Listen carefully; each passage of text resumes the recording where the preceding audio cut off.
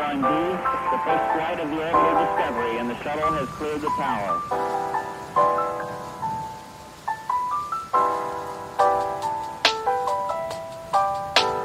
Discovery core computers now have primary control of critical vehicle functions.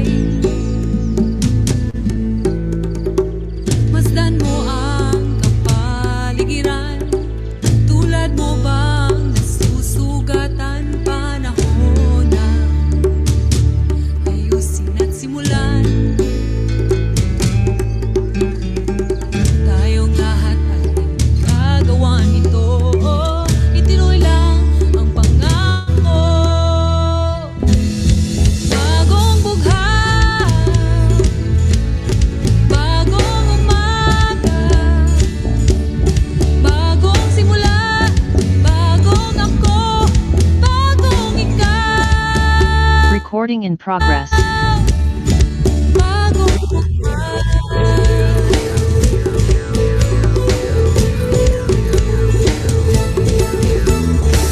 Hawak natin ang henerasyon ngayon.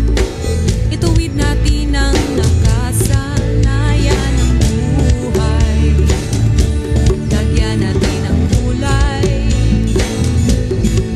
At sa pag-ikot ng mundo'y aahon. Magkaiba man ang dugo at taon. Isa pa rin ang nilalantaw. Isa pa rin ang isisigaw. Bagong buhay, bagong umaga, bagong simula, bagong ako, bagong ikaw. Bagong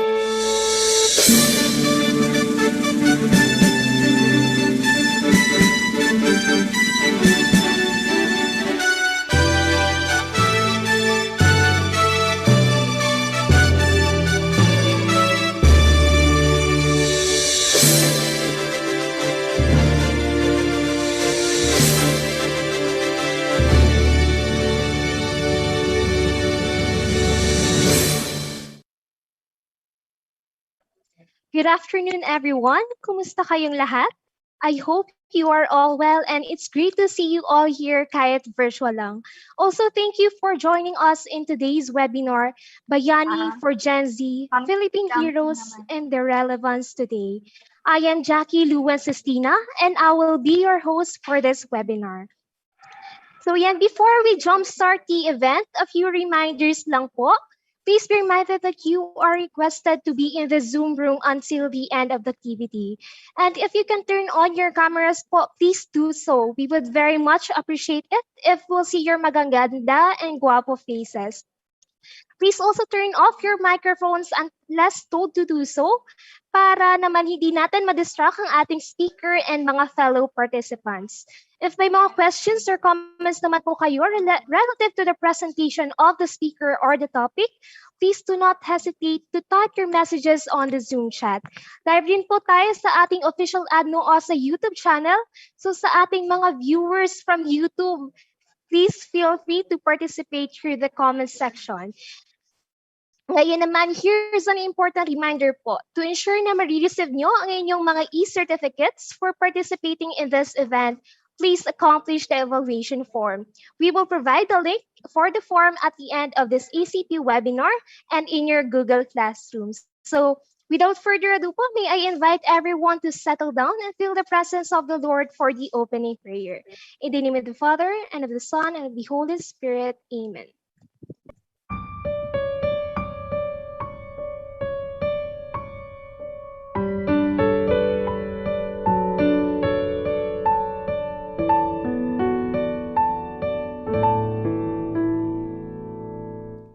Eternal Word made man, immortal love made flesh, reveals the depth of God's love by sharing human life and death. Our sins have wounded you, our faults have pierced your heart. Those burned by pride and hatred, you love us unto death. Oh, sacred heart of Jesus, oh, loving heart of God, such us feel us and make our hearts like yours.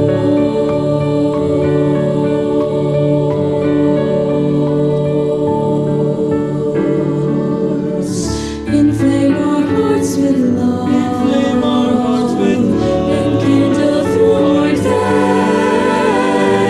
the weary we now comfort, the poor and lowly we now raise. We consecrate our lives to you, O Sacred Heart. We vow to sow your justice and spread your peace today. O Sacred Heart of Jesus, O loving heart of God,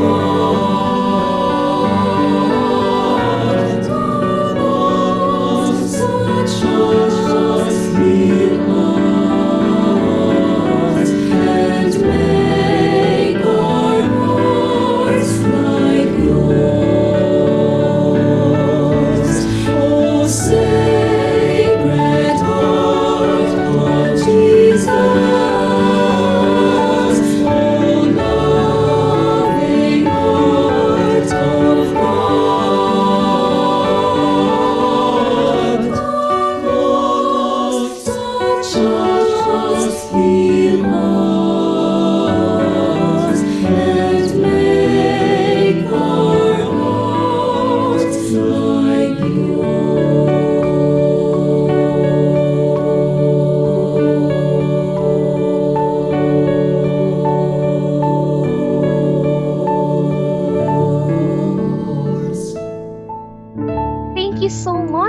Joseph Raburiano and the University Choir for that heartwarming prayer. Now, to formally welcome all of us in this ACP offering, we have with us the University President of Ateneo de Naga University, Father Roberto E. N. Rivera, S.J. To our distinguished guest speakers, to our Ateneo de Naga University students, faculty, administrators, and staff members, to our dear friends and associates, Diyos marhay na aldaw po sa Indogabos. It is my distinct honor and privilege to welcome all of you to this alternative class program with its theme Cannonballs, Firing Up Dreams, Courage, and Action. My dear friends, we know that for yet another year, this alternative class program, and indeed our whole academic year, is being enacted in the context of the pandemic. The pandemic continues, and some can say it has worsened, and yet we press on. We press on with the work of education. We press on with the work of teaching and learning. And that is why I believe it is truly appropriate that we hold this alternative class program in the context not only of this very challenging pandemic, but also in the context of the special event we celebrate and commemorate this year. That is the 500th year since the conversion of Saint Ignatius of Loyola. We recall how Saint Ignatius, fighting as a soldier at the Battle of Pamplona 500 years ago, was wounded by a cannonball, his leg shattered. And with his long convalescence in the castle of Loyola, this became the avenue by which he would be brought closer to God, by which he would be converted, and by which he would found the Society of Jesus. As it was for St. Ignatius of Loyola, so it is for us today. If for Ignatius it was the Battle of Pamplona and a cannonball, for us in this day and age, it is this pandemic and all that we have to bear, not only to survive, but to flourish during this time. And that is why I am indeed very pleased and happy to know of this talk and the many other talks that are being offered to you in this alternative class program. This finely curated set of topics and our amazing lineup of speakers show us what is indeed possible even in the midst of crisis. That if we are able to muster our dreams, our courage, and translate them into action, this crisis will yet show us the way to a better, more peaceful, more developed world. And so, my brothers and sisters, once again, I welcome all of you to this alternative class program. May this session and all the sessions in the ACP be an opportunity for us to flourish, to grow, to fire up our dreams, our courage, and action for a better tomorrow. Before we end, I would like to give my sincere thanks to Mr. Sunny Virtus and the Office of Student Affairs team for their hard work in preparing this ACP program for all of you. And of course, our sincerest thanks to all our wonderful speakers who give so much of their time and talent to enlighten us during this ACP. Once again, a warm welcome to everyone. Salamat po, asin, Diyos mabalos. Okay, thank you so much for that inspiring message, Father Robert. Ngayon naman alam ko na we are already excited to begin and meet our resource speaker for this webinar. But before that, let's have a brief background about the alternative class program and its theme ngayong semester. So let's all watch this.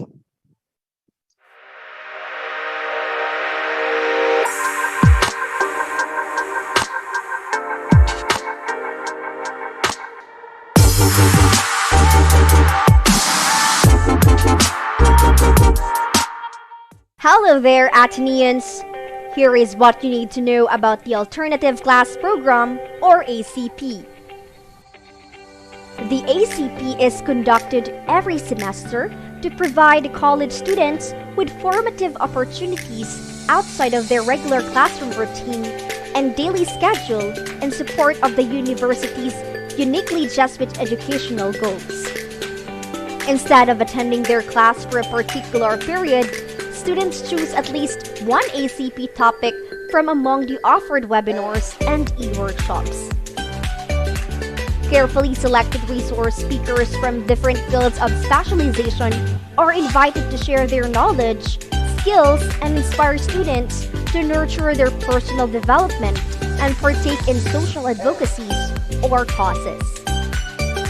We thank you for your participation in the first ever virtual ACP last semester, which recorded an all-time high attendance turnout and received an overwhelmingly affirmative evaluation from students. Because of the ACP's affirming results and positive impact, we are continuing with a bigger and better ACP. However, the program shall still be carried out via digital platforms to ensure everyone's safety. The theme for semester's ACP is Cannonballs, Firing Up Dreams, Courage, Action. This theme is inspired by the conversion of Saint Ignatius of Loyola, founder of Society of Jesus. Just as Saint Ignatius was hit by a cannonball, which altered his life and drew him to a greater calling, this ACP hopes to fight up university's call for students to have dreams, discern, and how these dreams contribute to one's personal improvement and the common good, master courage, and find ways to accomplish these dreams. To do this, ACP offerings are carefully chosen to be relevant to the current times, formative, and mission-driven. The webinars and e-workshops hope to start a conversation on one's life in the pandemic and the varied factors that affect it and facilitate personal and even community reflection and discernment. Who knows? These virtual activities could fire up meaningful cannonball moments in you, their students. At the end of the webinars and e-workshops, the ACP hopes for the following objectives. First, acquire knowledge and/or skills that are relevant to one's interest, talent, skill, passion, or advocacy. Second, relate to share the learning and insight gained from the topic or activity in one conversation or dialogue and personal reflection. Third, examine the importance of one's interest, talent, skill, passion, or advocacy to the development of the society.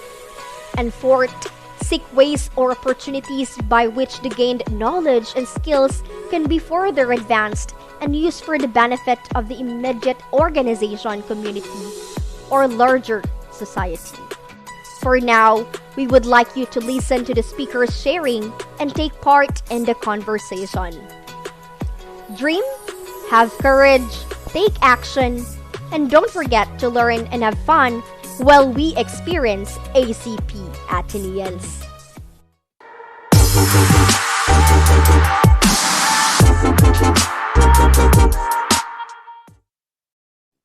Alright, thank you for that, Ate Steph. I hope na-enjoy niyo yung video and I also hope that the video presentation allowed you to know and understand the reason kung bakit nga ba tayo may ACP and why we have sustained the implementation of the program despite at this time of crisis.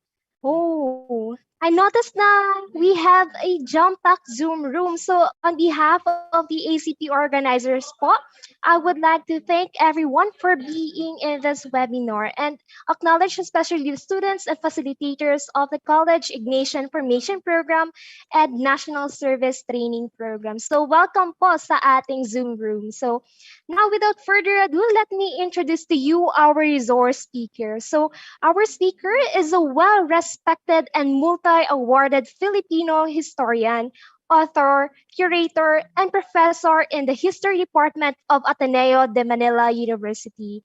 He attained his undergraduate and master's degree in Philippine Studies from the La Salle University. He then took graduate courses in the University of the Philippines, Diliman. He is best known for his work on Jose Rizal and his bi-weekly editorial page column in the Philippine Daily Inquirer called Looking Back. He is a recipient of the Order of La Canduca 2010 and Presidential Medal of Merit 2013. In 2016, he became the fifth Filipino to receive the Fukuoka Prize Academic for his contributions to Philippine history and culture. So everyone, with pride and gratitude, will welcome to Ateneo de Naga our resource speaker, Dr. Ambeth Ocampo. Good afternoon, Dr. Ambeth. Good afternoon. Good afternoon po. I wish we could have done this in a real place so that I could visit Naga, but Yes po, sir. now that we're doing things, we just have to do the best that we can. I mean, this is also our cannonball moment, so to speak. So I'm just going to share my slides for a while. I have to adjust because technical Okay. could not fix this earlier Yes po, sir. as they Okay should. po. Wait. Okay, so while Dr. Ambeth is setting up po, I would like to acknowledge again the students and faculty of CIFP and NSTP for their presence in the program. Special thanks din po to Ma'am Jude Verhel de Dios, the Program Director of CIFP and NSTP. So we also acknowledge po the presence of Sir Leo Imperial from the Social Sciences faculty, who will be the moderator in the open forum later. So yan. Teka, sandali. Hindi ko pa naayos. I think Are we you are... Do you need any assistance po, sir? Well, it was already set up earlier, but we have to set up because you could not do this. I have to Okay fix po. my Sige. screen. Okay po. So, last na lang po, sir, if na-settle na po ang screen nyo. Pero while Sige. we are waiting po, I would just like to ask the participants, kumusta naman kayo today? How are you feeling, guys, after last night's earthquake? So you can chat na lang sa ating chat box ang inyong mga feelings and mga nararamdaman ngayon. Nakakatrauma, totoo. Tanyog Oh. kaluluwa ko, from sabi ni Mary Jane. Stressed Oo out. nga. So, I Buti hope okay kayo naman may- kayo and you are all safe. No, after last night's earthquake, kulang tulog. Hanggang ngayon, no? Actually, when I was living in Japan, we had earthquakes so often that hindi na ako natatakot. Parang kung hindi mahulog yung mga gamit sa bahay, hindi kami natatakot. No? But earthquakes are always scary. No? I live on the 16th floor of a building, so the higher you are, mas malikot yung ano. Anyway, to start, the topic that was given to me for today was they wanted me to talk about Filipino heroes and how these are relevant. But before we go into that, I just wish to do some quick advertisements. If you're on Facebook, I hope you can follow my page. I also have an Instagram page and also a newly opened YouTube channel. This way you will be able to know the things that I am doing and how I share history, not just in a classroom, but also online. The Ateneo probably has a number of my books too. Teka, nawala na naman siya. I'm sure Ateneo de Naga has a number of my books, and they will be able to, you will be able to see the stuff that I am doing. Teka, nawala na naman. Sorry ha. There. Can you see my screen? Yes po, sir. We can see na po. Okay. So I've written about 30 books. I'm sure Naga has most of them, and they are books that are fun to read. I wish I had them when I was a student. It makes history more relatable and more engaging. No? So anyway, with those advertisements done, we go into the question of whether heroes are still relevant. No, I mean the ACP wants you to think that heroes are relevant, but in today's conversation, I want you to ask the question to yourself and ask whether you think heroes are still relevant today in the 21st century and in our own times. I will start with a short video. Some years ago, I did a campaign for Johnny Walker, which is why some people in my university complain that Ambeth Ocampo always endorses alcoholic products, because I did a history of San Miguel, which you can watch in my YouTube channel, and this one on Johnny Walker, which I want to share so that it frames what the conversation I will have with you this afternoon. Dami nating heroes. Pero bakit ang nakararami? Lalaki, matanda, matay. Do I have to be dead to be a hero? Today.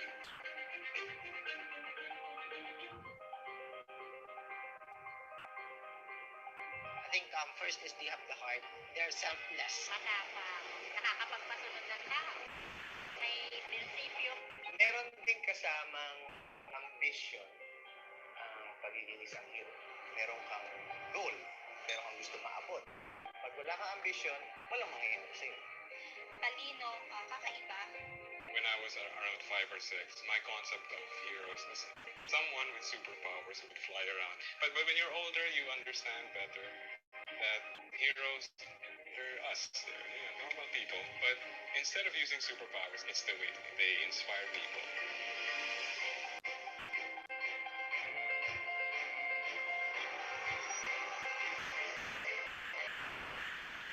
Nag-iiba ang definition ng pagkabayani.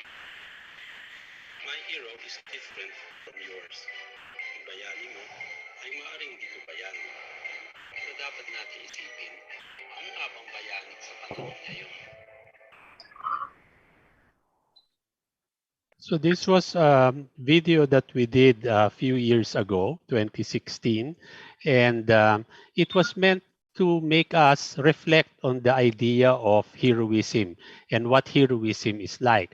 And in that video, I asked, because when we think of heroes, we always think of what we learned in Araling Panlipunan or in history class, and most of our heroes are really old male and they're all dead. No, there's very few women. Heroes seem to be all dead because I think one of the criterion to be a hero is that you die. But I think in the 21st century, that's not an option. Well, it's an option, but it's an option that we don't take because living itself is also service. No, so when we talk about heroes, why do we talk about them in the past tense? So this is one of the things I wish we will go into today. And more importantly, we will end today's conversation. Hopefully, you don't have to have the answer, but actually, I want you to ask yourself, do we still have heroes today? And the second more important question, are heroes still relevant today? Okay. I start with my cannonball moment. When I was a boy, my father took me to the Luneta to see Rizal. So he introduced me to Rizal. So I saw him in the monument. And my father asked a question that changed my life.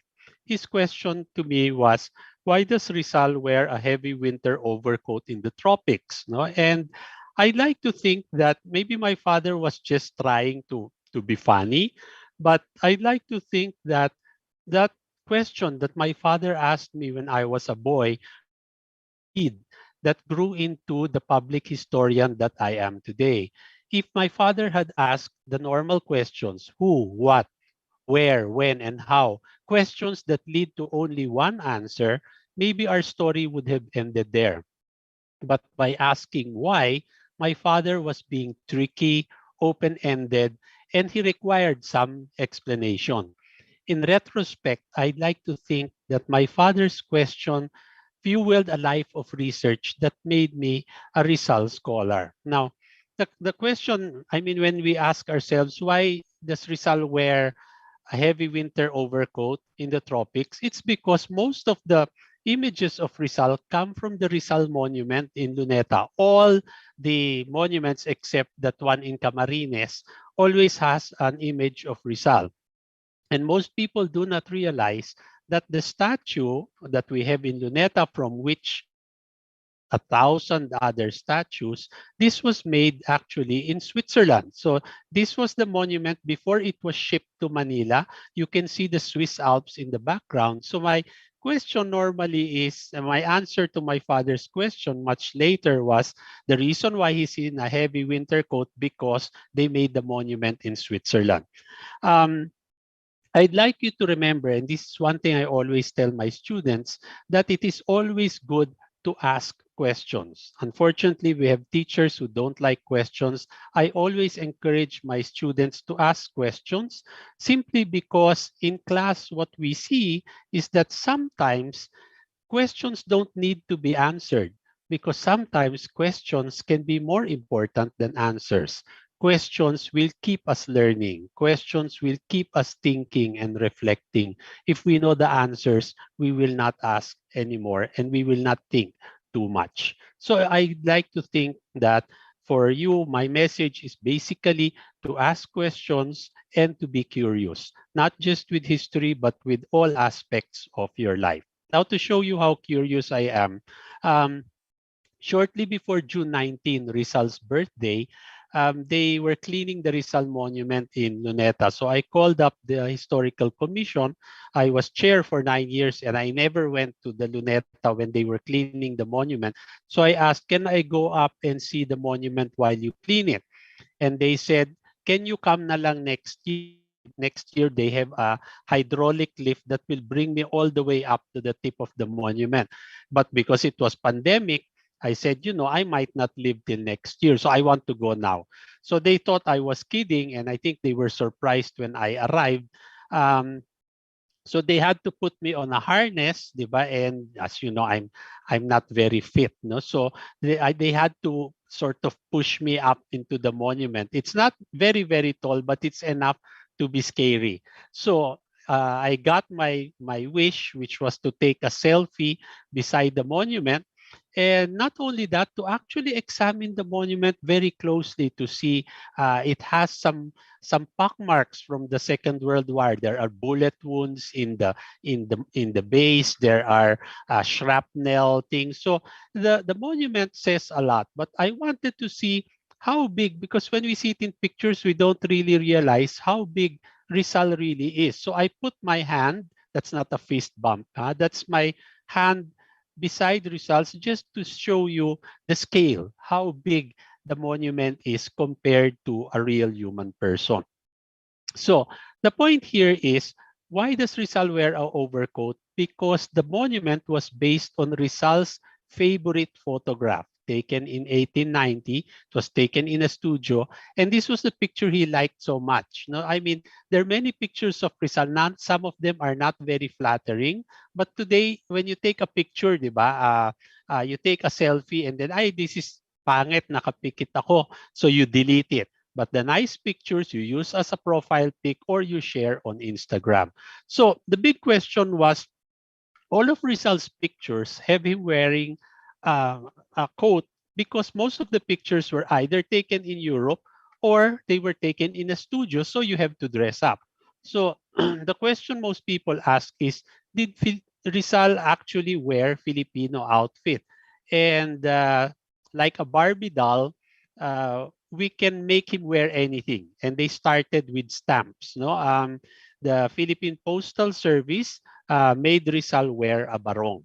Now, the question was, did Rizal ever wear a barong? And I found a letter when he was actually in Madrid in 1883. During the carnival, Rizal wore his barong gasa. So it seems he brought to Europe a barong, no? And he said, everyone commented me on my barong. I wish I brought my salakot. Okay, so this was a letter that I read, and I mean kept it in the back of my mind. And it only became relevant when I went to Germany, to Berlin a few years ago. We found out that in 1888, Jose Rizal sent some artifacts to a museum in Berlin that has kept them in their bodega for almost over a century already. And Rizal wrote the letter. You can see it's written in German, no, to a certain Dr. Bastian. And then another sheet gives the content of what he sent. And if you will look at the contents of the box, he said that he sent one camisa de piña para hombre, meaning he sent a piña barong for a man. And there was also a piña outfit for a woman. So he sent a complete set. Now, whether this is Rizal's, we are not sure. Probably this is Rizal's sisters sourced this for him and sent it to that museum. But what was important was this. I saw in the list, it said, one salakot in Spanish, one salakot made of silver and horn. And this is the salakot that they have in their museum bodega in Berlin. And this was quite interesting for me because when you look at Rizal's letter, you will see that he wrote there, Es gehört mir, in German, that says, this is mine. Therefore, Rizal had actually sent his own salakot. So when I was holding it, I wanted to wear it. But of course, the conservators would have been horrified. No, we have to wear gloves, be maingat. But just the fact that you can actually touch Rizal's own salakot was very, very relevant for me. It reminded me, as I always remind myself, that Rizal was human. But another cannonball moment was this. When I was a boy in the Ateneo High School, there was an exhibit, a Rizal exhibit, and they put in Rizal's rosary. The Rizal was donated by the president of the Ateneo, who was the great-grandson of Jose Rizal. Because he was a Jesuit, they gave him Rizal's rosary. So this came with a letter from Father Cruz saying, this is what I inherited from my Lolo Jose. So when I saw this when I was in high school, Rizal became human to me. He was not just somebody in a monument, somebody in my textbook. He was somebody who had a rosary. He was somebody with an Ateneo connection.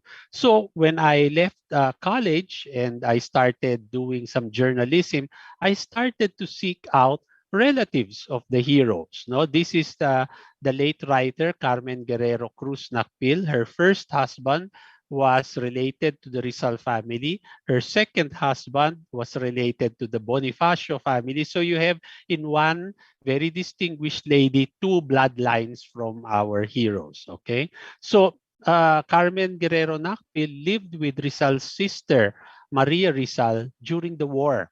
And she said that during the war, Maria Rizal would tell her about Jose Rizal. And she was so thrilled because, wow, this is Jose Rizal's sister. No, but the Rizal family were saying, why are you listening to that old woman? She doesn't know what she's saying. She's Ulianin, she's senile, she's making up things. But Mrs. Nakpil kept asking for stories. And many of those stories that Maria Rizal told her, she transferred to me and made me inherit part of that. After Mrs. Nakpil, I found all the rest of other descendants. No, okay, so uh, on my right, from the photo, you see a man who is descended from Pasiano Rizal, Rizal's eldest brother. The woman in the middle, in dark, is descended from Narcisa Rizal. And the little old lady is the sister of the old man. She's also descended from Pasiano Rizal.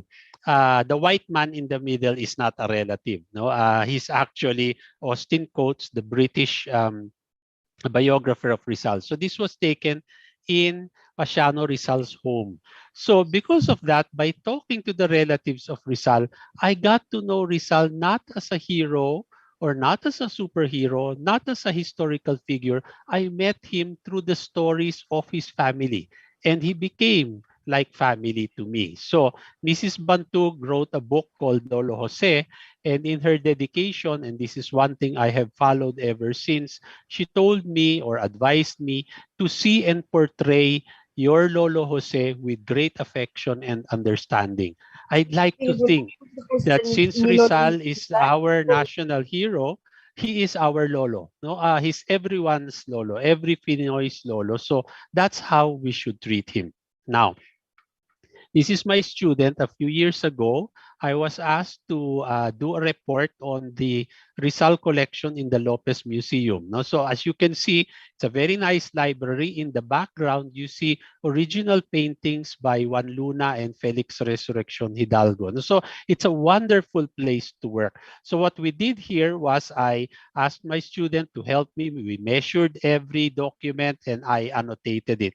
And I looked at every letter, like this one was quite interesting because there was a red mark and it looked like a lip mark. So I presumed Rizal kissed it, or maybe it's a smudge. I don't know. So because of this, I started to look at each of the letters very, very closely. So in this letter of 1891 of Rizal to his family, you can see in the bottom right where the arrow is, I could see there was a smudge again. Now, if you look very, very closely, the smudge is actually a fingerprint.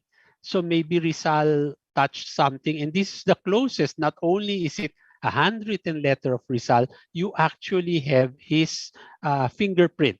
And so some of my friends were saying, you have the letters, where are the envelopes? And I said, what do you need the envelopes for? They said, well, kung nilawayan ni Rizal yung envelope, then we have a sample of his saliva and we can get his DNA and maybe we can replicate it. I mean, so this is the thing that helps me understand, and I hope you will also understand that Rizal and all our other heroes are ordinary people like you and me. So the secret actually to Rizal's greatness is not that they shot him in Luneta, not that he wrote 2 novels. You must remember, not that he was very smart. The secret to Rizal's greatness is Rizal's humanity. That's what I hope you will understand and bring out from today's talk. And it's not only Rizal. Rizal and the Filipino heroes remind us of our own capacity for greatness. We have heroes that prove to us that we too can become heroes. Okay. Unfortunately for us, we know about our heroes from school or we know about them from monuments. So in terms of Rizal, it's always from the Rizal Monument in the Luneta from which everything is copied. Most people do not realize that the Rizal that we have today, they had a contest for the best Rizal monument and we actually built the second prize winner, maybe because it was cheaper. The original first prize winner was this wedding cake uh, monument, which was not never built, maybe because it was expensive, or maybe the Italian sculptor could not accomplish it, but we are left with the second best. Now, I want you to think about the monument because some years ago we had a controversy. I don't know if you heard of it in Naga, but there was a controversy over a condominium building that rose behind the Rizal Monument. So they showed pictures like this one from the 1920s. You just have the Rizal Monument and it's clear up to 2012.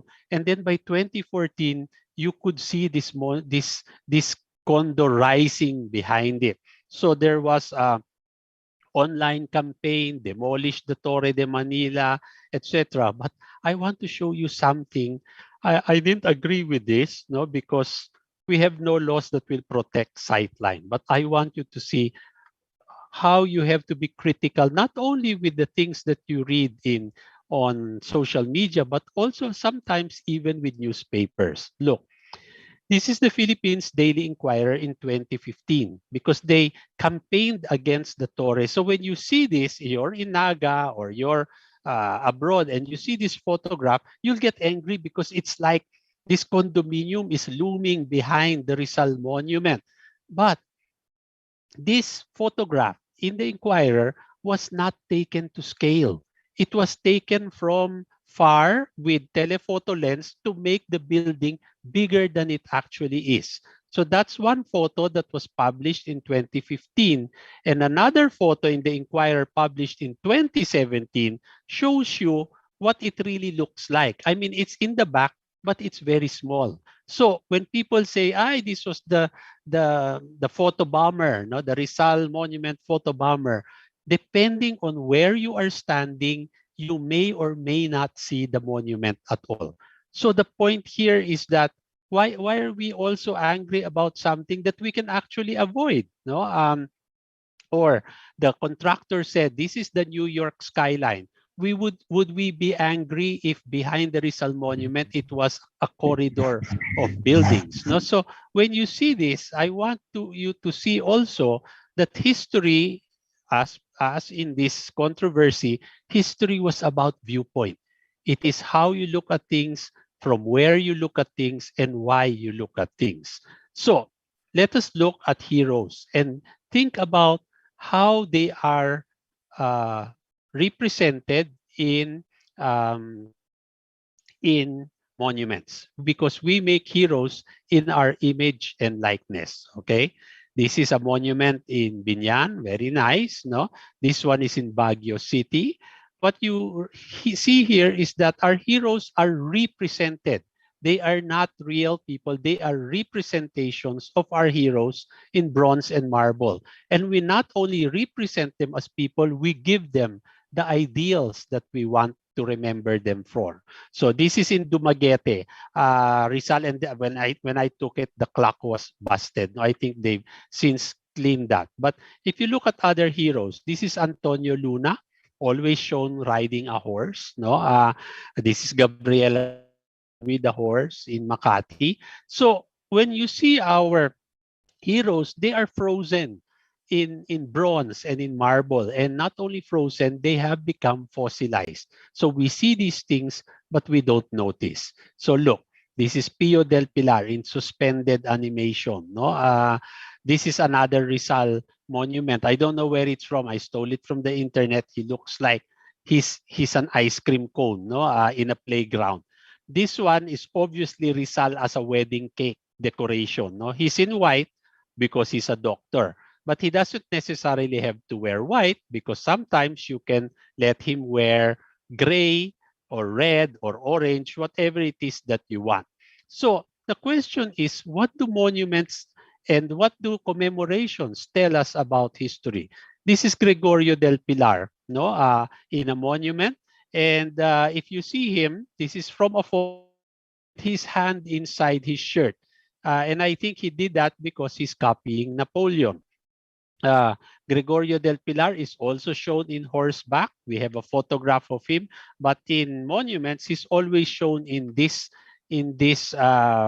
manner because he was supposedly shot while he was riding a horse. So this is him shortly before he died. Okay, Emilio Aguinaldo, no, also shown riding a horse in different ways. Now, again, just to show you, this is in Camp Aguinaldo in Quezon City. Depending on where you take your picture, this is Aguinaldo. If you take it from the front, it looks like he's charging at the enemy. If you take it from the back, it looks like he's running away. So again, what I want you to see today is that many things in life, not just history, is all a matter of viewpoint. So monuments represent reality. For Andres Bonifacio, he's usually shown wearing a white shirt and red pants. You know, to just to let you know how crazy this is, one of Bonifacio's granddaughters once I interviewed her, and she says, did what's the color of Bonifacio's pants? Sabi ko, red. Then she made kwento. Then, anong kulay ng pantalon ni Bonifacio? Pula ho, red. Parang she asked me this 3 or 4 times. And I was thinking, para na maulianin tong matanda. And later she said, ikaw, Ambeth, kung pupunta ka sa revolusyon, magsusuot ka ba ng pulang pantalon? And I said, bakit hindi? Diba? And she says, kung nagsuot si Bonifacio ng pulang pantalon at yung screaming white shirt, malayo pa lang nabaril na siya.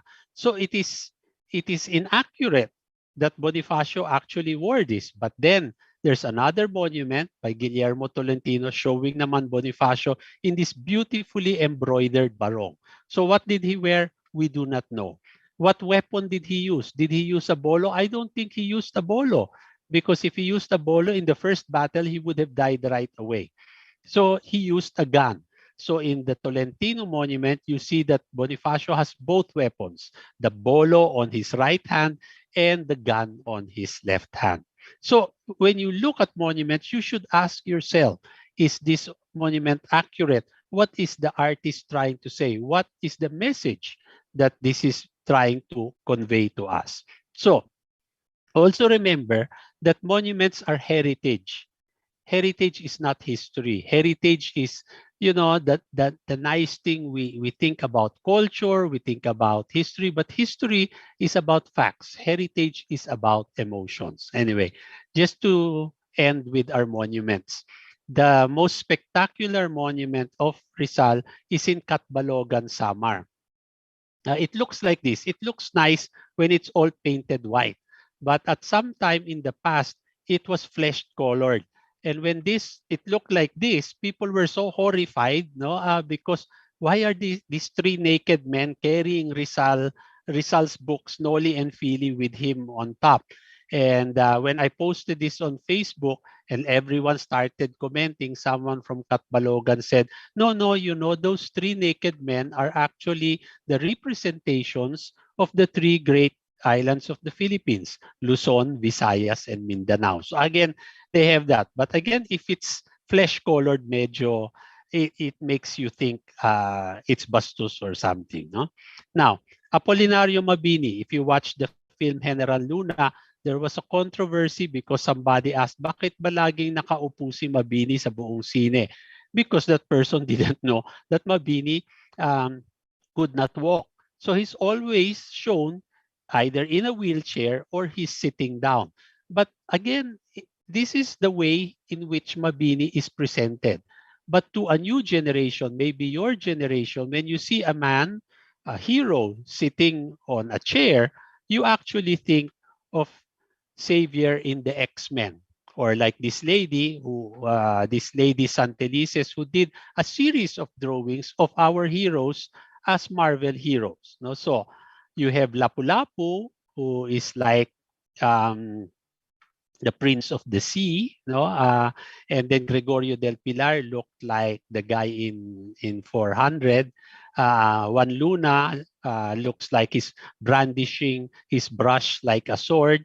And then our main heroes, Rizal looks like Batman with utility belt, and Bonifacio looks like Captain America. So the question I want you to think about also is that not all heroes wear capes and masks. No, those are superheroes, but our heroes were human like you and me.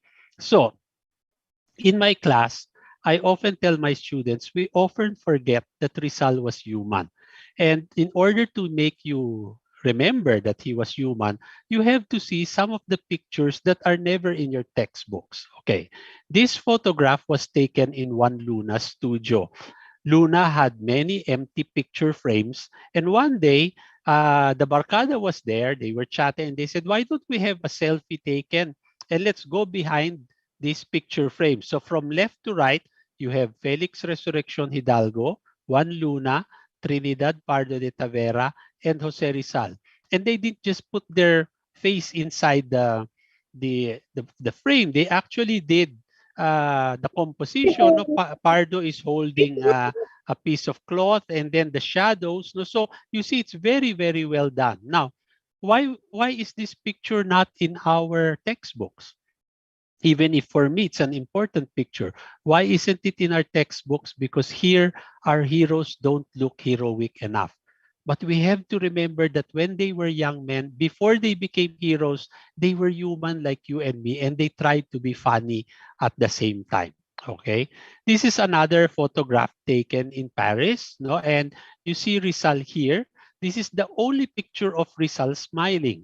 Why don't people smile in old pictures? Because the camera speed was so slow, you had to pose for about 2 minutes for the negative to catch your image. So if you look at this photograph, the baby is blurred because the baby could not be controlled and it moved. No, so Rizal had to maintain that half smile for about 2 or 3 minutes. No, so it's a rare photograph.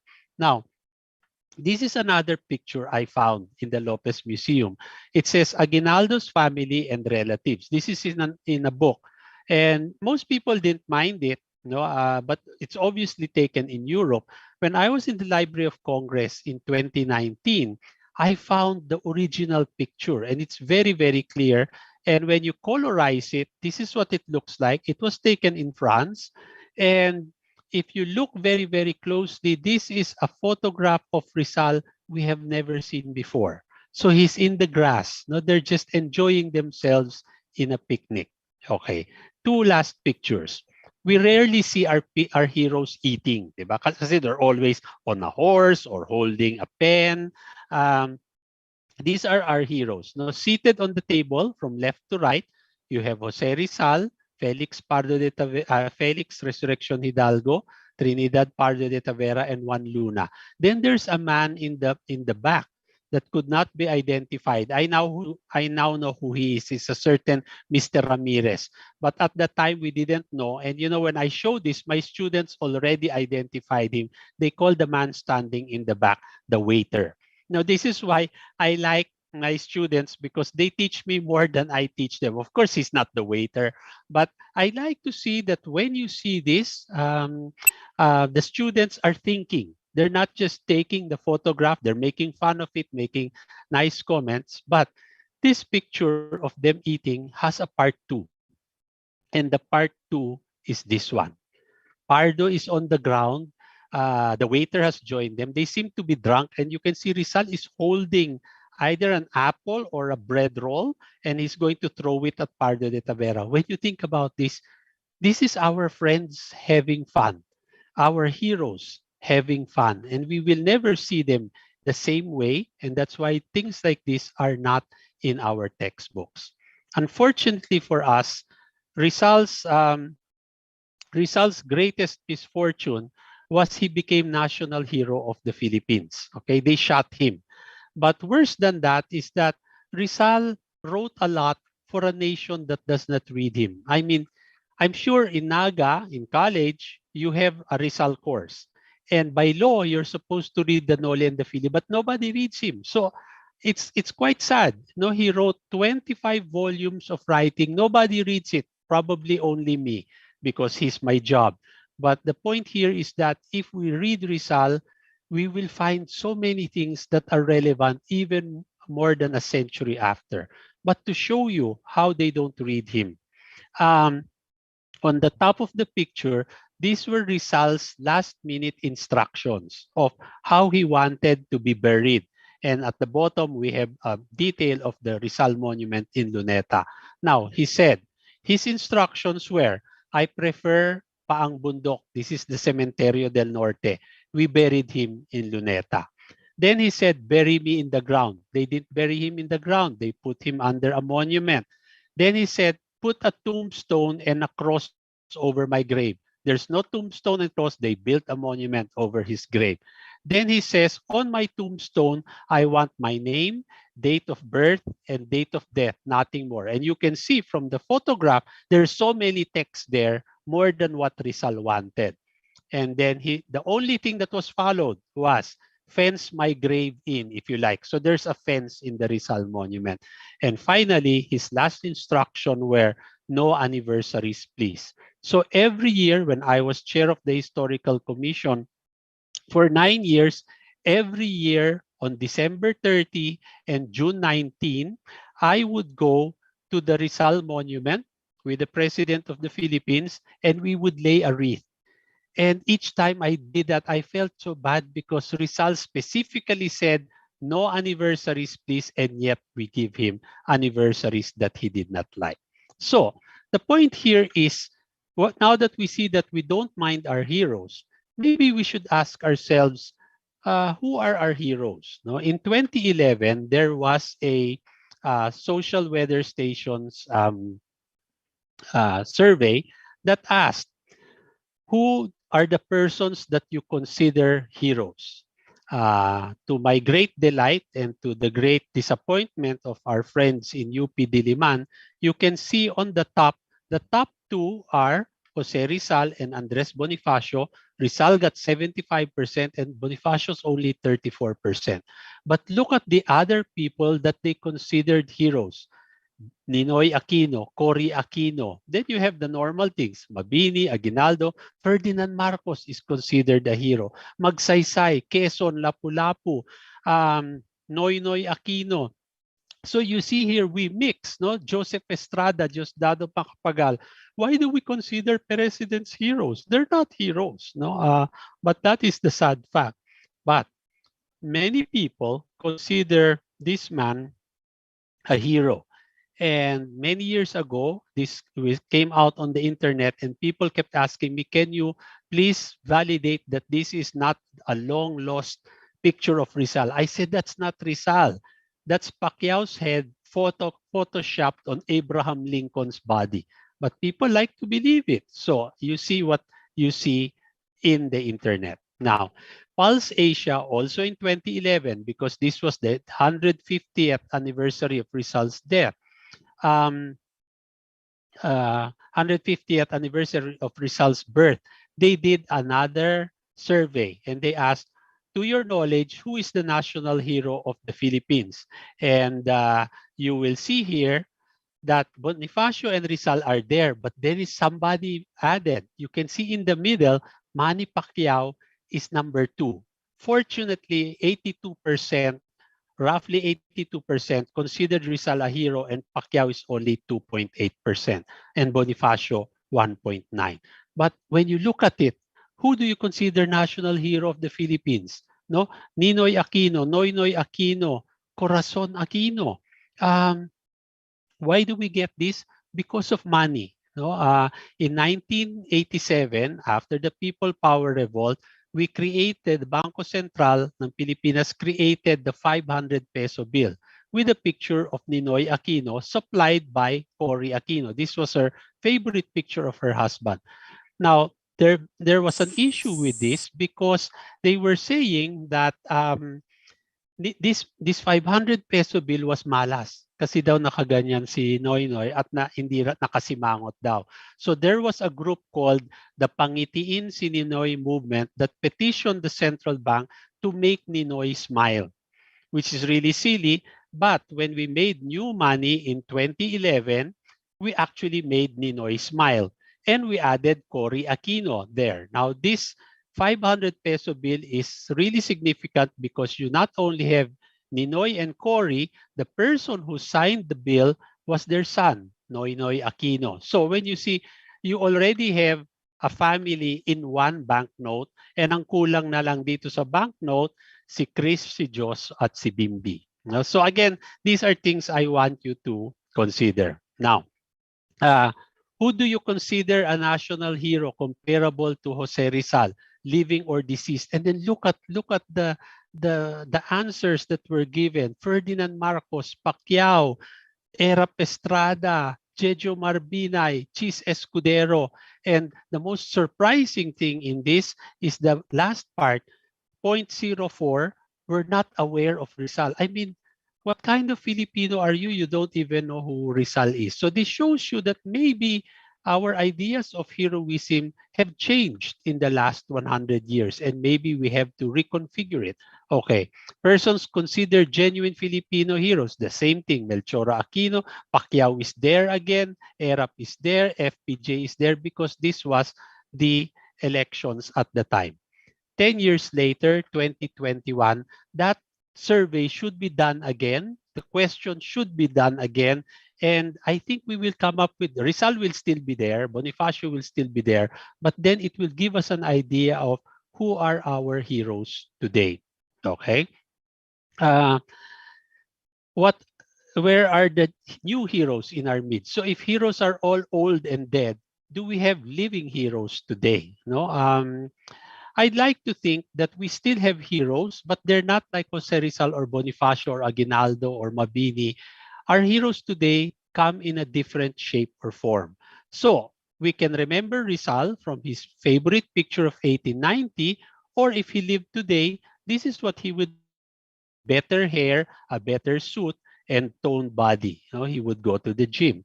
So the thing here is, what do we want to remember of our heroes? Now, before we come to an end, I want to share something with you that most of our teachers forget. All of our heroes of the 19th century experienced the terror of 1872. I hope you remember that 1872 is the year that they executed Gomez, Burgos, and Zamora. Okay, one thing that you have to correct, no? Gomez is spelled with an S, not with a Z. Anyway, in 1872, this was a thing that really changed the Philippines for a long time. And the revolution look back on 1872, look back on Gomez, Burgos, and Zamora. Now, the late Onofre Corpus was the first one to see this and explain it very clearly. He said that in 1872, our heroes were children. Okay. Felix Resurrection Hidalgo was 17 years old. Juan Luna was 13 years old. Jose Rizal was only 11. Andres Bonifacio was 9. Apolinario Mabini was 8. Antonio Luna was 6. And Emilio Aguinaldo was only 3 years old. In 1872, Emilio Jacinto and Gregorio del Pilar were not even born. So what you have to see here is that in 1872, when this landmark event happened, our heroes were all children. And one whole generation disappeared because they were imprisoned, executed, there was violence.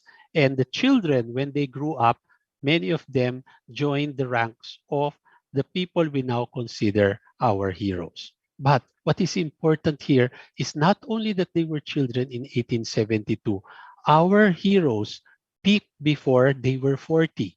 Okay. Jose Rizal published the Noli Me Tangere at 26 years old.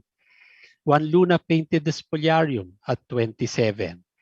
Felix Resurrection Hidalgo won for his Christian Virgins painting at 29. Emilio Aguinaldo became president of the First Republic at 29. Aguinaldo is the hero that we all hate. But think of it in this way. He's a college dropout. He's not very bright, but he won battles and he fought against Spain. He fought against the United States of America. He became president at 29 years old.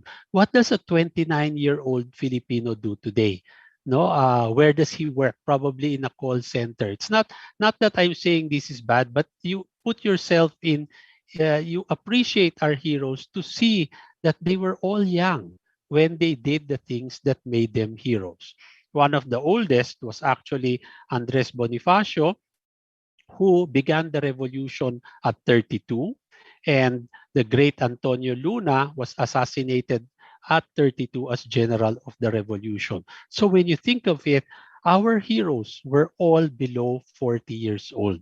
So I want you to realize when you think of our heroes, not only are they male and dead, but they did their most memorable thing before they were 40 years old.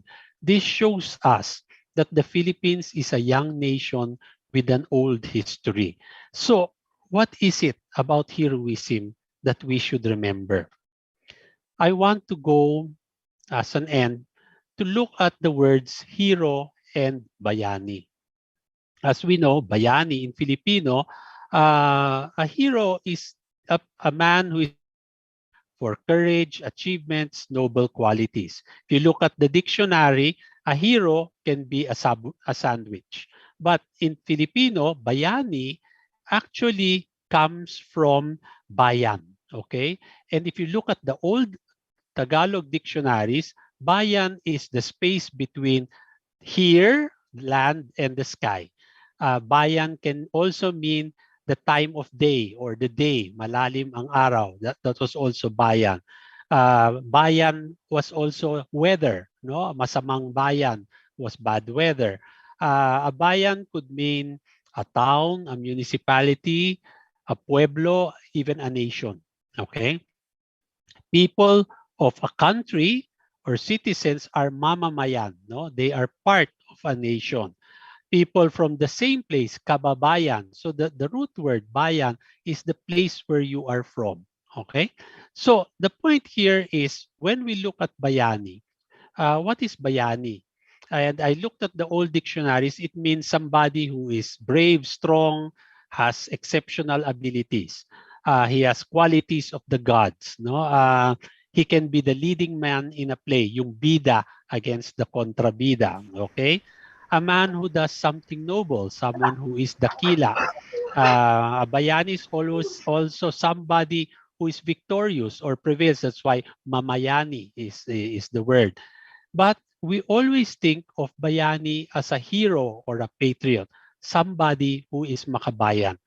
But you know, when I was looking at the old dictionaries, I found what is the real meaning of bayani. Bayani, actually, from this 1832 dictionary, it says bayani is somebody who volunteers or offers free service towards a cooperative task or a common endeavor. He is not paid, he does it out of his goodwill. And that's why we have the word bayanihan. What is bayanihan? In olden times, bayanihan was when you're going to move your house, you're going to move to another place, your neighbors will carry your house, your bahay kubo will carry it to the place where you are moving. They are not paid. They're only doing this as a favor to you. So this was bayanihan. The community will help carry somebody's house to another lot. Okay? But today we don't carry houses anymore. But we still see bayanihan today. No, bayanihan is community spirit. Where do you see it? You see it every day. Na somebody has a flat tire or may tumirik na kotse. And then people, even without asking, people will come and push, no, to help somebody in need. So that's inherent in Filipino culture. But most importantly, in the pandemic, we had community pantries. This was the bayanihan spirit. This was going beyond yourself to help others. You know, as Jesuit trained people, we have men and women for others. This is the whole idea of bayanihan. It is not dead. It continues today in another shape and in another form. So, to end, what is a bayani? A bayani or a hero is someone who does something, no matter how small, for bayan or the nation. And therefore, when we ask ourselves, who are our heroes today? It's not necessarily Rizal. It can be our health workers. It can be you who are studying, because when you study, you will affect our future when you get out of college. So the whole point here is that heroes are in all of us, and we should remember that our heroes are just reminders to show us the Filipino capacity for greatness. I will end today's talk with a quotation from Rizal.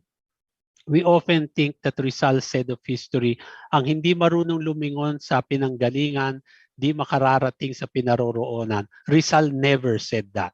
The correct quote he did for history was, in order to foretell the destiny of a nation, you have to open the book of her past.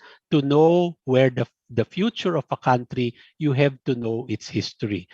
But I found a better quote, a very obscure quote from his play Consejo de los Dioses. And this is what I end and share with you, give to you as your takeaway for today. He said, I entered the future carrying a memory of the past. So the past is not there to imprison us. The past is there to imprison or to liberate. The choice is ours. So we enter the future. You are young people. You find your heroism. You enter the future with the memory of the past and learning from the past so that you can go on to a better and a brighter future. Thank you and good afternoon. Thank you so much po for that eye-opener and inspiring talk, Dr. Ambeth. Also, thank you po for sharing to us your personal cannonball moments, no? And yung mga new informations tungkol sa ating mga heroes that most of us here in the room are unaware po. So, talaga po ang eye-opener and we surely have learned a lot. So, thank you po ulit.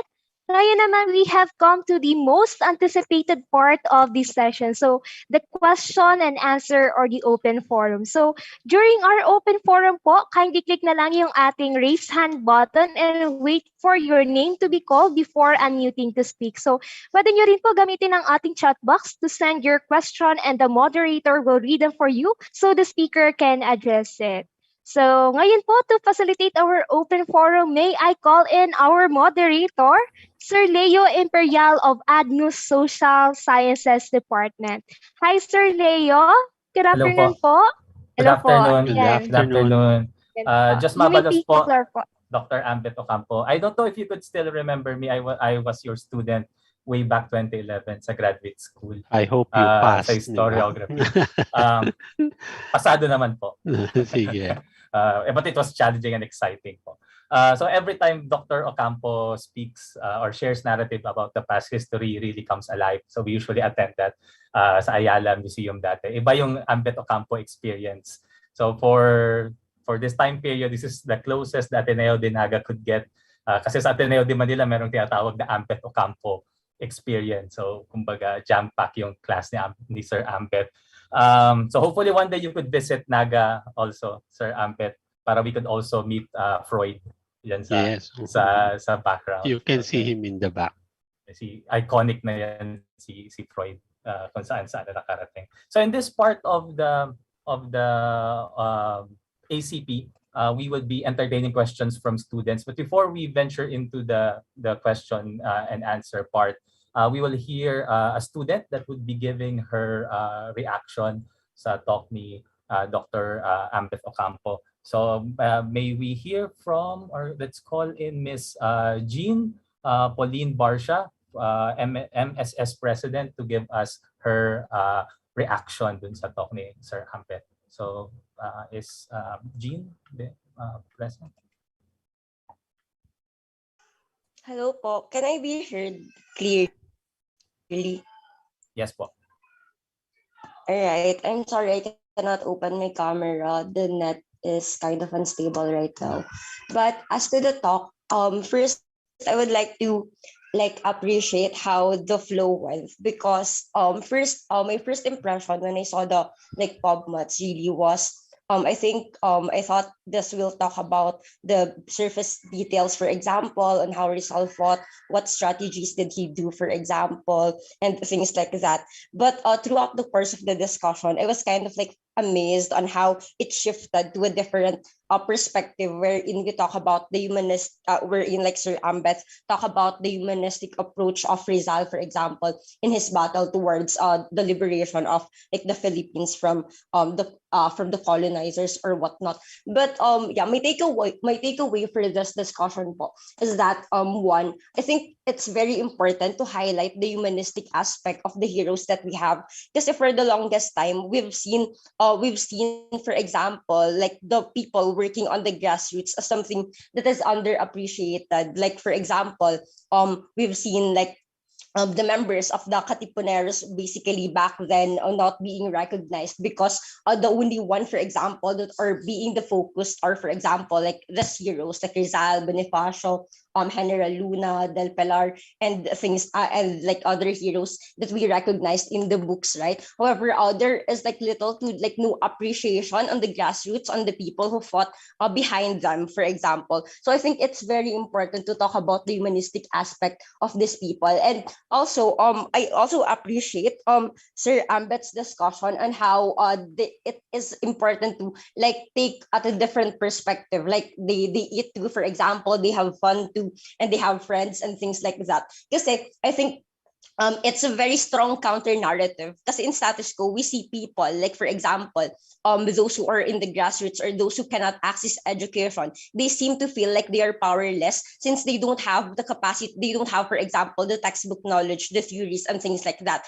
That's why when we like do policies, for example, when we talk about certain problems in status quo, more likely they feel like lesser and they feel like unempowered because they felt like they don't have something to contribute to that, given that the normative standards of what a hero should be is that you should be literate, you should be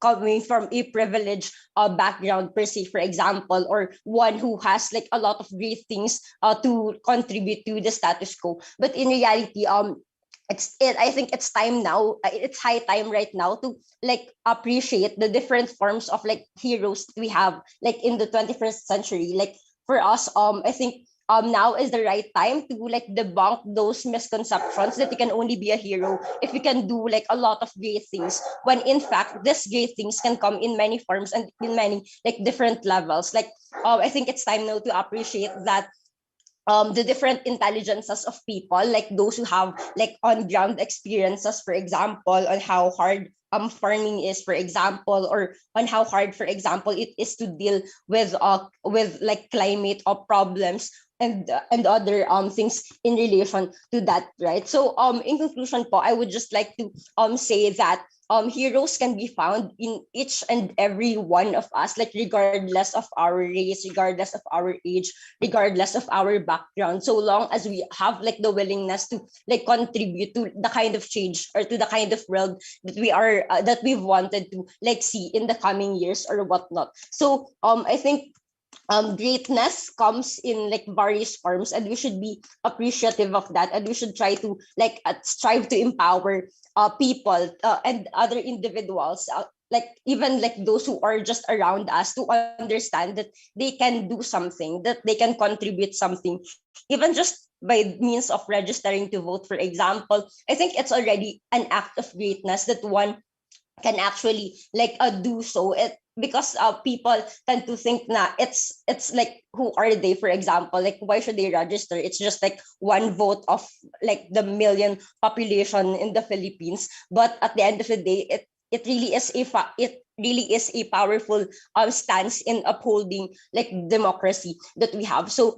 I think the freedom that we are experiencing right now, like we owe it to the common people. We owe it to the human aspect of the Rizal, to the humanistic aspect of any other heroes that we have, given that they have like they basically like are they basically took a different path, not the apathetic one, but the one who cares for their society and the one who cares for the co-Filipinos that they have. That's why they're willing to go through such lengths and even like dying for the country or whatnot. So yeah, the freedom that we have, we owe it to the Tiponeros, to the farmers, to the fishermen, and to each and everyone, to the press who are fighting for like transparency right now, to the grassroots movements who are voicing their concerns towards injustices that we see. So we owe it to everyone, and the best way to do is to support these kinds of grassroots, to be a hero in our own way, to be a hero, to be like a unique hero without conforming to the normative standards of what a hero should be, because it is found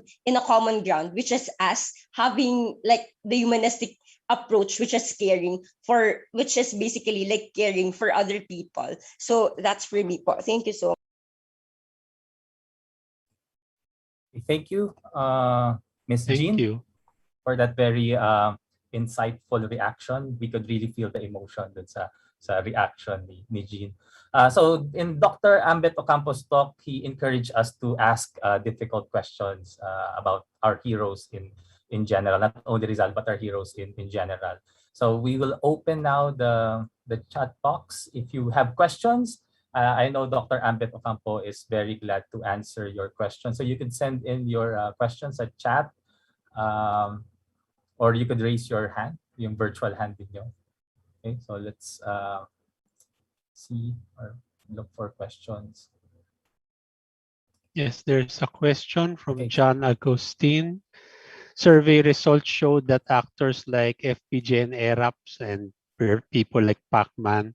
Does media have a big part in these names? Yes. I'd like to think the surveys, when you look at the people who are heroes, the ones that were reflected were heroes that we learn about in school. That's why Tandang Sora, Rizal, etc.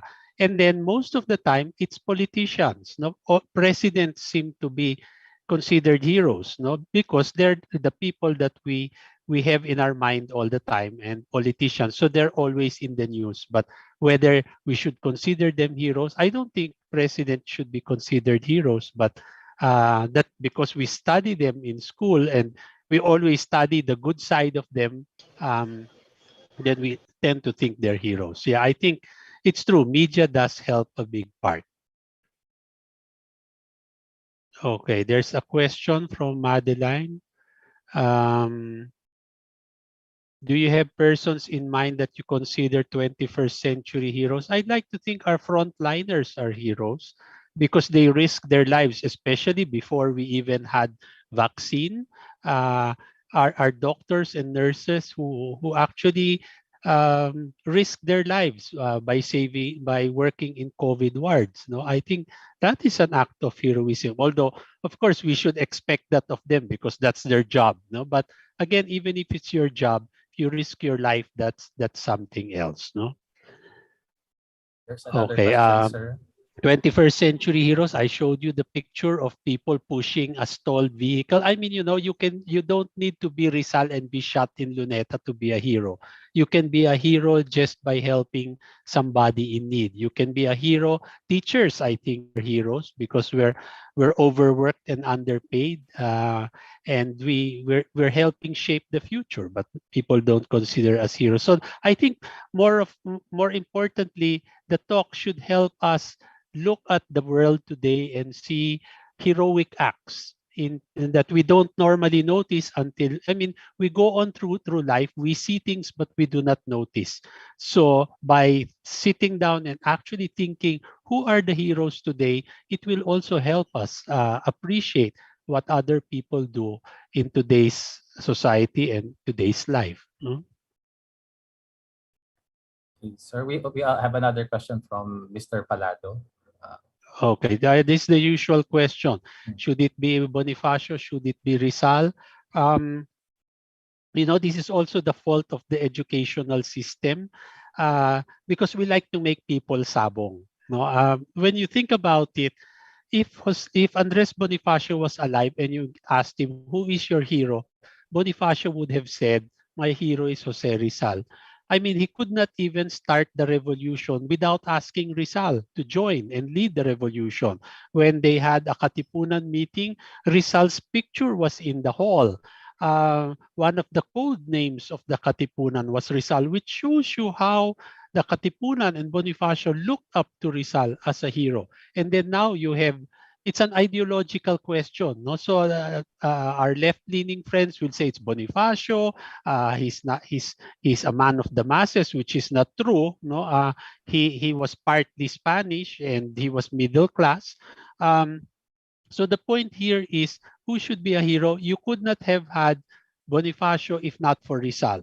And you would not have had Aguinaldo if not for Bonifacio. So each hero contributes as a step towards something else. No? So I'd like to think you cannot compare heroes. No? Heroes do things differently and they have different times and different contexts. But I think in the end, what is a hero? It is somebody who does something for community, somebody who does something for nation. And I'd also like to think that although we don't like Bonifacio, Rizal, and Aguinaldo, even if they did not agree on certain things, like Bonifacio and Aguinaldo were not in agreement, but they agreed on one thing. It was the liberation of the country. Their methods differed, but their final aim was always the same. It was always for country. Okay, I hope that's clear. Thank you, sir. There's another question here from Paul Alvarez. What do you think, sir, about the historical revisionism that is happening right now, especially in relation to the 2022 election? Okay. fast approach. I mean, if you read my column today, it's on Facebook and the Inquirer. I wrote about, because people kept sending me this crazy, fantastic video on YouTube that claims that Rizal was not shot in Luneta. That's wrong history that we were taught, and that Rizal lived till 113 years old, and that he controlled the wealth of the world and transferred this to Ferdinand Marcos, which is absolutely 400,000 metric tons of gold now. So why so they say, so that Marcos did not need to steal. Then he did not even need to be president of the Philippines if he controlled pala the wealth of the world. I mean, it's totally fantastic. But when you look at it, it's a YouTube channel with 200,000 subscribers, and I only have 1,900. I mean, so something is wrong somewhere. No, so again, also the whole idea of historical revisionism. I've also written about this. We, in the Philippines, we like talking. We like giving names to things that are wrong. For example, when we say social distancing to mean the distancing that we need to avoid COVID, that's not social distancing, that's physical distancing. We should still be social, but we should be physically distant. But we keep saying social distancing, which is not the same thing. We don't even think about what we're saying. So when you say historical revisionism, my take there is that you cannot even call it revisionism, because when we revise something, we revise to correct. We revise so that it will become true. But if you are going to revise to make it wrong or to make it false, that's not revisionism. No, I call it denialism, or it's creating fake news. To create fake news is not revisionism. No, it's going backward. It's going against truth, going against fact.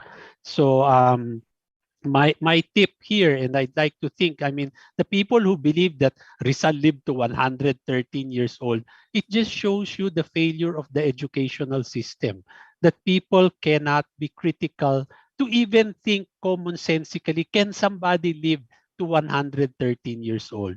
Is there somebody who actually owned 470,000 metric tons of gold? It is so fantastic that we should just take it as, for people to actually believe it, that means that something is wrong.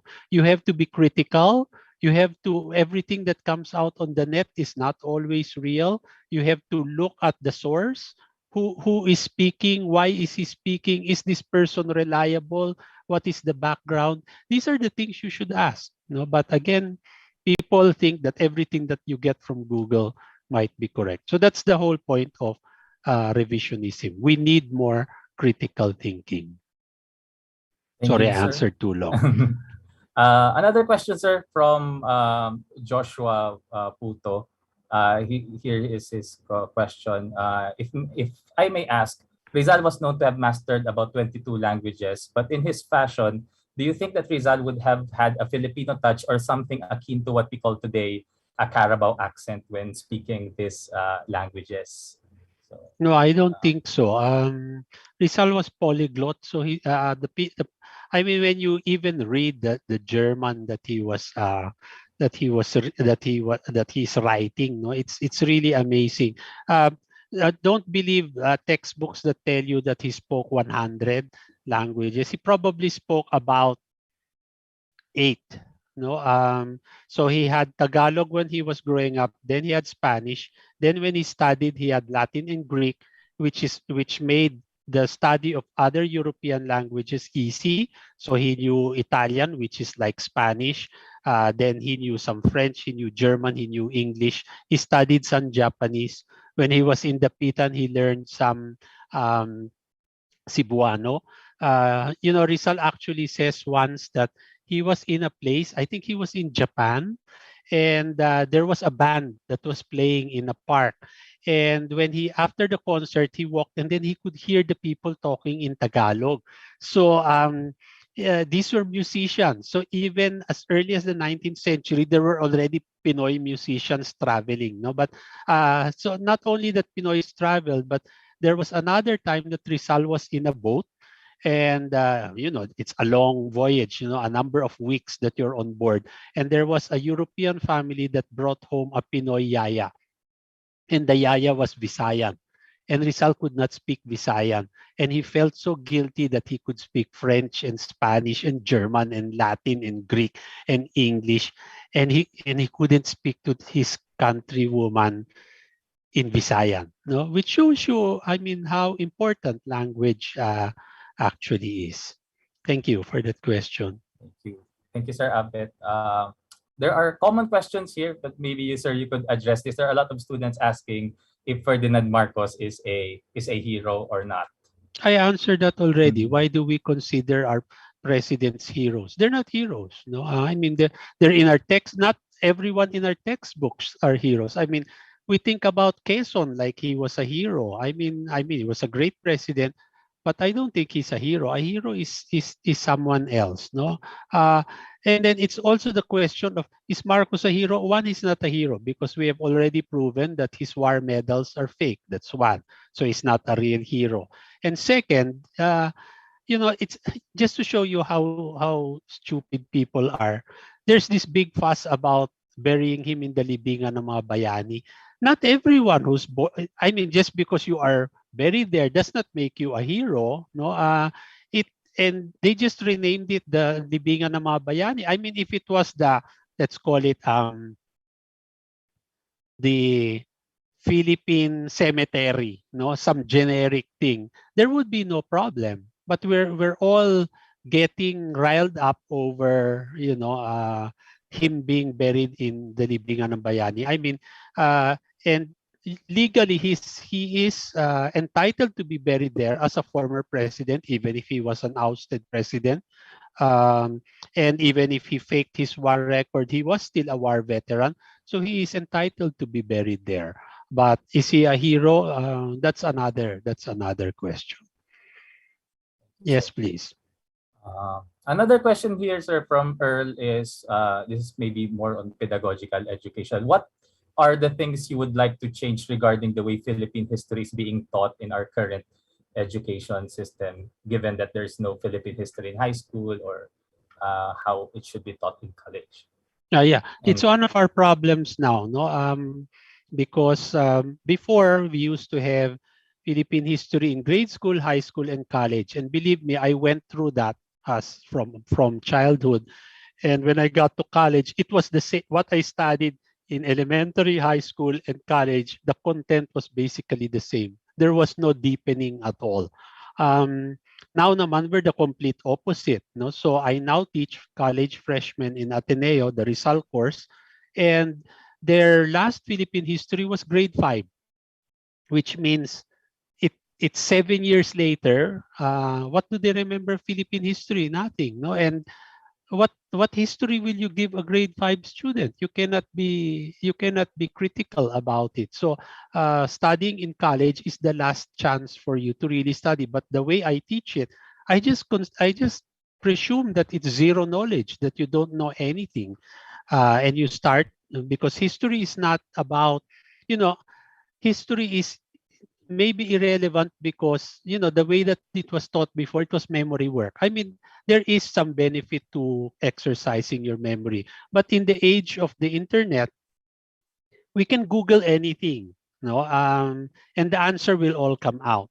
So it's not important to memorize. It is important to be critical, to be able to read a document and know whether it is telling the truth or not. It's like our teachers telling us not to use a calculator, no? And I see this when I go to the mall, and then I buy something, and then I see the tindera, 10 minus 5, ika-calculator pa niya, no? Because they're not using thinking math anymore. But the point here is, if we all have calculators since grade school, maybe we should be doing calculus at grade 3. No, because it as long as you understand the principle behind it, then we can do higher math. But we are not doing higher math, or we're not doing higher history. So I'd like to think that one of the things history teaches us really is how to read and how to read. I mean, we're literate in that we can read, but we're illiterate because A, we don't understand what we are reading, or B, we're not critical of what we are reading. And that for me is what history teaches. So in my course now, we're always looking at the letters of Rizal. Like now, my students, their paper that's due tomorrow, I asked them to read Jose Rizal's 1884 diary. And it's when you read Rizal's 1884 diary, it's all expenses. I bought chestnuts today. I ate an orange. I bought lotto tickets. When you think about it, para ay ano ito? He's not saying anything. But my exercise, which they're submitting tomorrow, is what kind of a person was Rizal based on his expenses? So when you look at it, although he's not saying anything, when you look at his expenses, what did he spend the most on? Books. What was the thing he spent the least on? Food. What does that tell you about him? A, that he was studious. B, food was not important to him. Or I want my students to realize that we often think, ay, si Rizal mayaman, nakapag-aral sa Europe. Kung nag-aral siya kung mayaman siya, ba't siya nagbabudget? Diba? That means his money, they were wealthy enough to send him to Europe, but he had to budget because his baon would not arrive on time. So it's amazing, no? He bought a ball of yarn. Why did he buy a ball of yarn? And then my students or bastos will say, he used it to tie the maid. No? And why will he tie up the maid? I mean, sometimes they give the most ridiculous answers, but for me, it's that. No, you interrogate the document, and from Rizal's expenses, you will see a human person come out. But again, it's that. No, that's the training that I am giving them today. Thank you, Okay, sir. anything else? There's another question here. I think this is from Joseph Ocampo. You mentioned earlier that history is about facts, heritage is about emotion. I think it is pertinent to say that the contemporarily some seem to mingle this or confuse to the point that they no longer are demarcated. They become synonymous. For instance, we seem to have a presidential politician who fetish, they become absolutes, either messianic or antichrist, to the point that they could no longer be maybe humane. Can we transcend this, or everything political? Can knowledge be political? Or maybe you could answer this question: can history be subject to ethics? Well, history is always not so much about ethics, but history is the quest for truth. And truth is always an absolute. No? So you cannot, if something is wrong or something is false, you cannot take it for history. So it is the pursuit of truth is also the pursuit of what is good, the pursuit of what is divine. It's the pursuit of the best in us. No? So that's basically, I think, what history teaches us. Another question here, sir. Would you consider Rizal a revolutionist or a reformist based on your readings of on Jose Rizal? Okay. Well, they shot him, so we don't know what he would have done later, no. But what you have to remember is this: when you read the Noli Me Tangere, and sometimes in grade school, high school, you will do the Noli Fili play, and then the students will dress up as Ibarra and Elias. And when you look at Ibarra and Elias, Ibarra is always wearing the suit and the hat, and he looks Western. That's Jose Rizal. Elias always wears the red pants and the white shirt. So that's Bonifacio. But Rizal and Bonifacio met in 1892. But when Rizal wrote the Noli Me Tangere, he did not know Bonifacio yet, and the revolution did not start yet. But I want you to look at it in this way. When you read that part in the Noli Me Tangere, where they're in a banca, and then they are conversing, and Elias and Rizal are talking about reform or revolution. Ibarra wanted reform, and Elias wanted revolution. So this is not Rizal and Bonifacio. This is actually Rizal debating within himself. Rizal's astrological sign is Gemini, the twins. So he's always of two minds with something. And we know that in the Noli, he chose reform because he killed Elias. But later, when he wrote the Phili, he changed. He actually told his friends, I made a mistake. I shouldn't have killed Elias. I should have killed Ibarra first. So what happens in the Phili? You see Ibarra, who was formerly a reformist, become a revolutionist. No? So I'd like to think that while people say, Rizal just wanted reform, uh, if Rizal got the reforms, he will not stop there. And that's why they had to kill, they had to shoot him because, when people ask for reforms, that is the first step in becoming free. Um, I don't know if you remember from history class or AP class that in the Spanish period, a Filipino was not us. A Filipino was a Spaniard who was born in the Philippines. Okay. So when you said Filipino, you did not mean a native. The natives were called Indios. So when Rizal said, I am born in the Philippines, I am the son of the Philippines, this is my country. When he says, I am a Filipino, he's actually appropriating a term that was reserved to a Spaniard. And when he says, the Philippines is my country, he's not looking at Spain anymore as the mother country. The Philippines, the land of my birth, is my country. And that in itself is already subversive because you are not looking at Spain anymore as the mother country. You're looking at the Philippines. And that, I think, is the seed.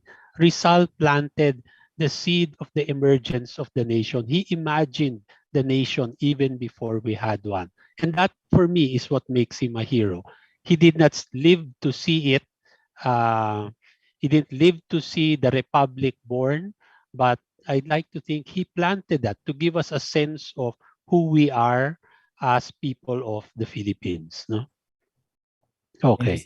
I think that answered one previous question about Rizal's concept of a Nation. Filipino and the nation.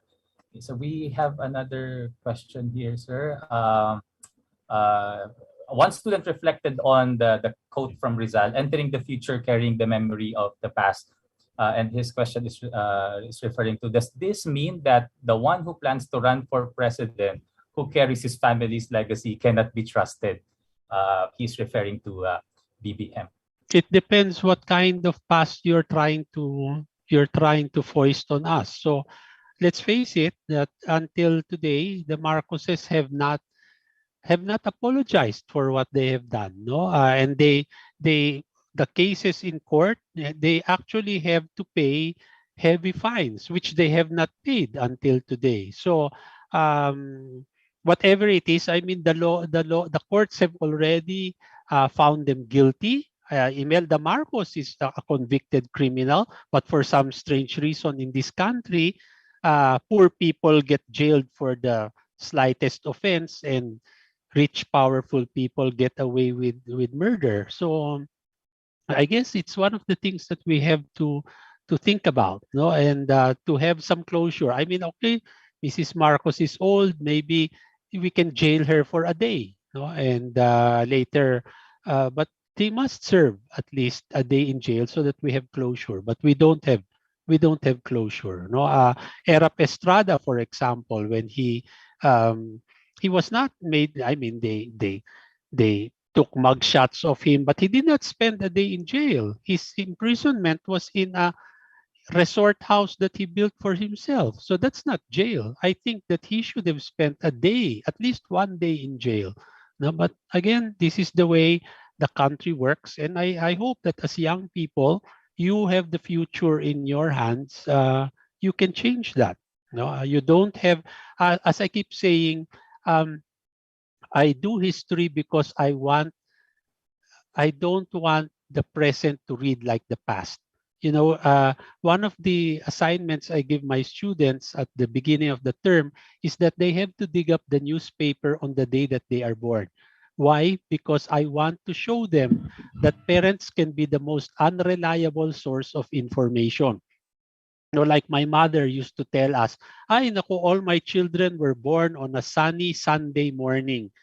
When she died and we saw our birth certificates, we found out that my sisters were born not on Sundays, they were born in the evening. I was born on a Sunday morning, but it was not sunny, it was storming. Now, so I saw that from the newspaper. So I saw that, my mother was an unreliable source of information. Then second, when my students look at the newspaper on the day they were born, they're 17, 18 years old, and they look at the newspapers, what do they see? Secession in the South, murder, rape, government corruption. Then they look at the names, Drilon, Gordon, Macapagal Arroyo, Lacson. The, the, they could get the newspaper on the day that they were born and print it tomorrow, and it will not look out of place, which means that the Philippines has not changed very much since the day they were born. And I tell them, if you go 200 years, we have not changed very much too. So, I mean, I like to think nobody really learns from history, but you have to study it to give people like Ambeth Ocampo a job. But the thing there is, it shows you that history doesn't repeat itself. History doesn't have a mind of its own. History cannot determine us. It is us, it is people who repeat it. And why do they repeat it? Because they don't know it. And that's why I'd like to think that as young people, when you enter the future carrying a memory of the past, that Rizal says, that means you're proactive. You don't move on. You take what is good and bad from the past and you use it to shape the future. You don't use it to imprison yourself or blind yourself to the present. Thank you, sir. So just appropriating what you've shared in the context also of Bicol, since if we don't know most of our so-called national heroes, what more in Bicol? So when I also teach Rizal and also other heroes, I make it a way to also discuss Bicol's history. Like most students, we have here the iconic, I think you wrote about it as an over-decorated wedding cake, the Quince Martires monument. People would pass by it almost every day going to Ateneo Dinaga. But when you ask students, can you at least name 3 or 5 members of the Quince Martires, they could not name at least 5.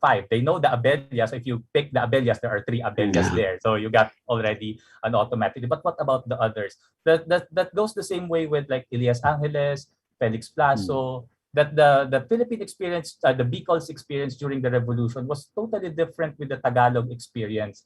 So just putting things also into context. There was no Katipunan, but there were Masonic ideologies that reached Kabicolan. And also another question in relation to you shown monuments, quite interesting also in Bicol. The first ever monument to commemorate Rizal was actually built in Camarines Norte. Although it's not the human figure, it's like an obelisk. People in Camarines Norte, when I asked them, they call it the Morga, they call it the El Pili. They even have a Bantayog festival, but it's not really, it's more of a street party way. It is not really commemorating the works of Rizal. So in terms of the people's social memory with regards to monuments, like in Cam Norte, here in Bicol. And I really appreciate, sir, your insights on that we should ask difficult questions, because we could also do that here in Bicol. Like, is Elias Angeles a hero? He was instrumental in ousting the Spanish, but can we consider them? Can we consider him as a hero? Was it more of self-interest because they were like paranoid that they would be the next ones to be executed next after the Quince Martires? Or also maybe contemporary, we gave recognition to Jess Robredo. Jess Robredo contributed a lot to the progress of Naga, but we also have to be critical about him. We named a coliseum after him. We have a museum for Jess Robredo, but we also have to be critical. What were his contributions? What did he do for Naga and this lasting legacy? So it doesn't mean na taga Bicol siya. We should be proud of him, but we could also be critical about him. So in terms of looking at it, appropriating what I've learned from Dr. Ocampo's talk, that's all. We could use that as a tool to also analyze our experiences in Bicol. And there are also a lot of unnamed, unrecognized individuals pa rin in most students here sa respective towns nila. they have people that the community recognized, maybe way back the Spanish period, American period, even during the Japanese period. May mga narratives that are yet to be unraveled. So I think that's also a challenge sa mga students ngayon, that to also explore. It's important to know our national heroes, pero meron din naman tayong mga Bicol heroes that also deserve the recognition and also respect. So, yeah, thank you, Dr. Ocampo, for giving us that tool na may point of analysis kami. Actually, it's important that I used to say when I was in the Teacher Education Council that before Filipino children learn about their national heroes, they should know about their local heroes. They should know the heroes of their town, the heroes of their province before they learn about Rizal and Bonifacio, no? Because it goes one to the other. But unfortunately, that's not how things go. And that's why I mentioned it in my talk, and I don't mind mentioning it again. One is that we go on through life, we see, but we do not notice. So it's important that you see and you notice, because those are two different things. Seeing and noticing are two different things.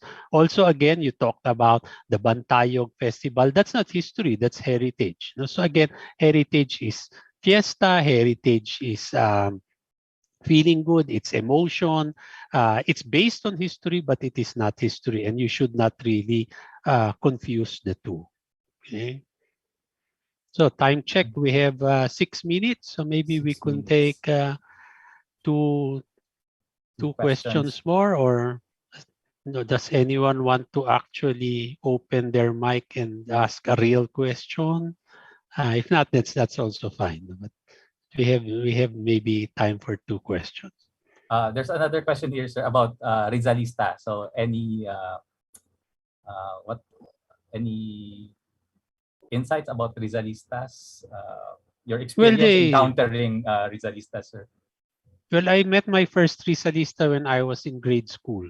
As Ateneo student, when we went on field trips, I don't know why they always brought us to Fort Santiago at lunchtime. And then they would let us loose, and then the teachers would disappear and come back at 1 o'clock. They'll say, basta bahala kayo diyang kumain. Nobody ever told us to go to the Rizal shrine in the back. So some of my classmates, they were very busy spending their hour not eating lunch, but they were busy watching the people making out in the bushes. I and one of my classmates who actually went to the end of the fort and entered the Rizal shrine, the Fort Santiago shrine. And when I was there, I remember there was there's the cell where Rizal was, and there's a statue of Rizal. So we were looking at this man, and tagal, he was standing by the door. And then when we looked at him, we looked at, ay, yung pala si Rizal. The old man turned to us and said, "Oh, mga bata, kilala niyo ba yan?" Sabi na, "Oh, si Jose Rizal yan." And then he asked a question, bakit may ventilador dyan sa selda ni Rizal? So I looked, oh nga, no, bakit may? And I said, wala naman ventilador nung panahon ni Rizal. As typical Ateneo smart Alec. And then sabi niya, hindi, bakit may ventilador dyan sa selda ni Rizal? And my classmate, typical Ateneo student, said, siguro naiinitan, no? And then of course I kicked him and, hoy, bastos ka, no? And to our great surprise, the man said, tama ka. Bakit naiinitan si Rizal? And then I looked at him, what on earth is this guy saying? And then he told us about how Rizal was actually alive. He had no permanent address, but he moved through Makiling, Banahaw, and Mount Arayat. And at the end of the world, 7 suns would rise, the color of blood, and the man of the brown race would come as a savior. And this was Rizal. I mean, when I first heard that, I really found that very odd. But that was my first Rizalista.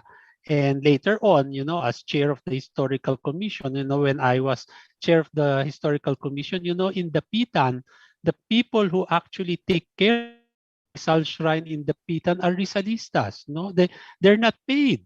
And I said, I don't even have to hire a security agency because these people will guard the shrine with their life. They clean, they do everything there all for free. No, and then there was a time they were actually kicked out. No, but I felt that, you know, we think they're weird. They probably think we're also weird, but they, in my column today, that's what I mentioned.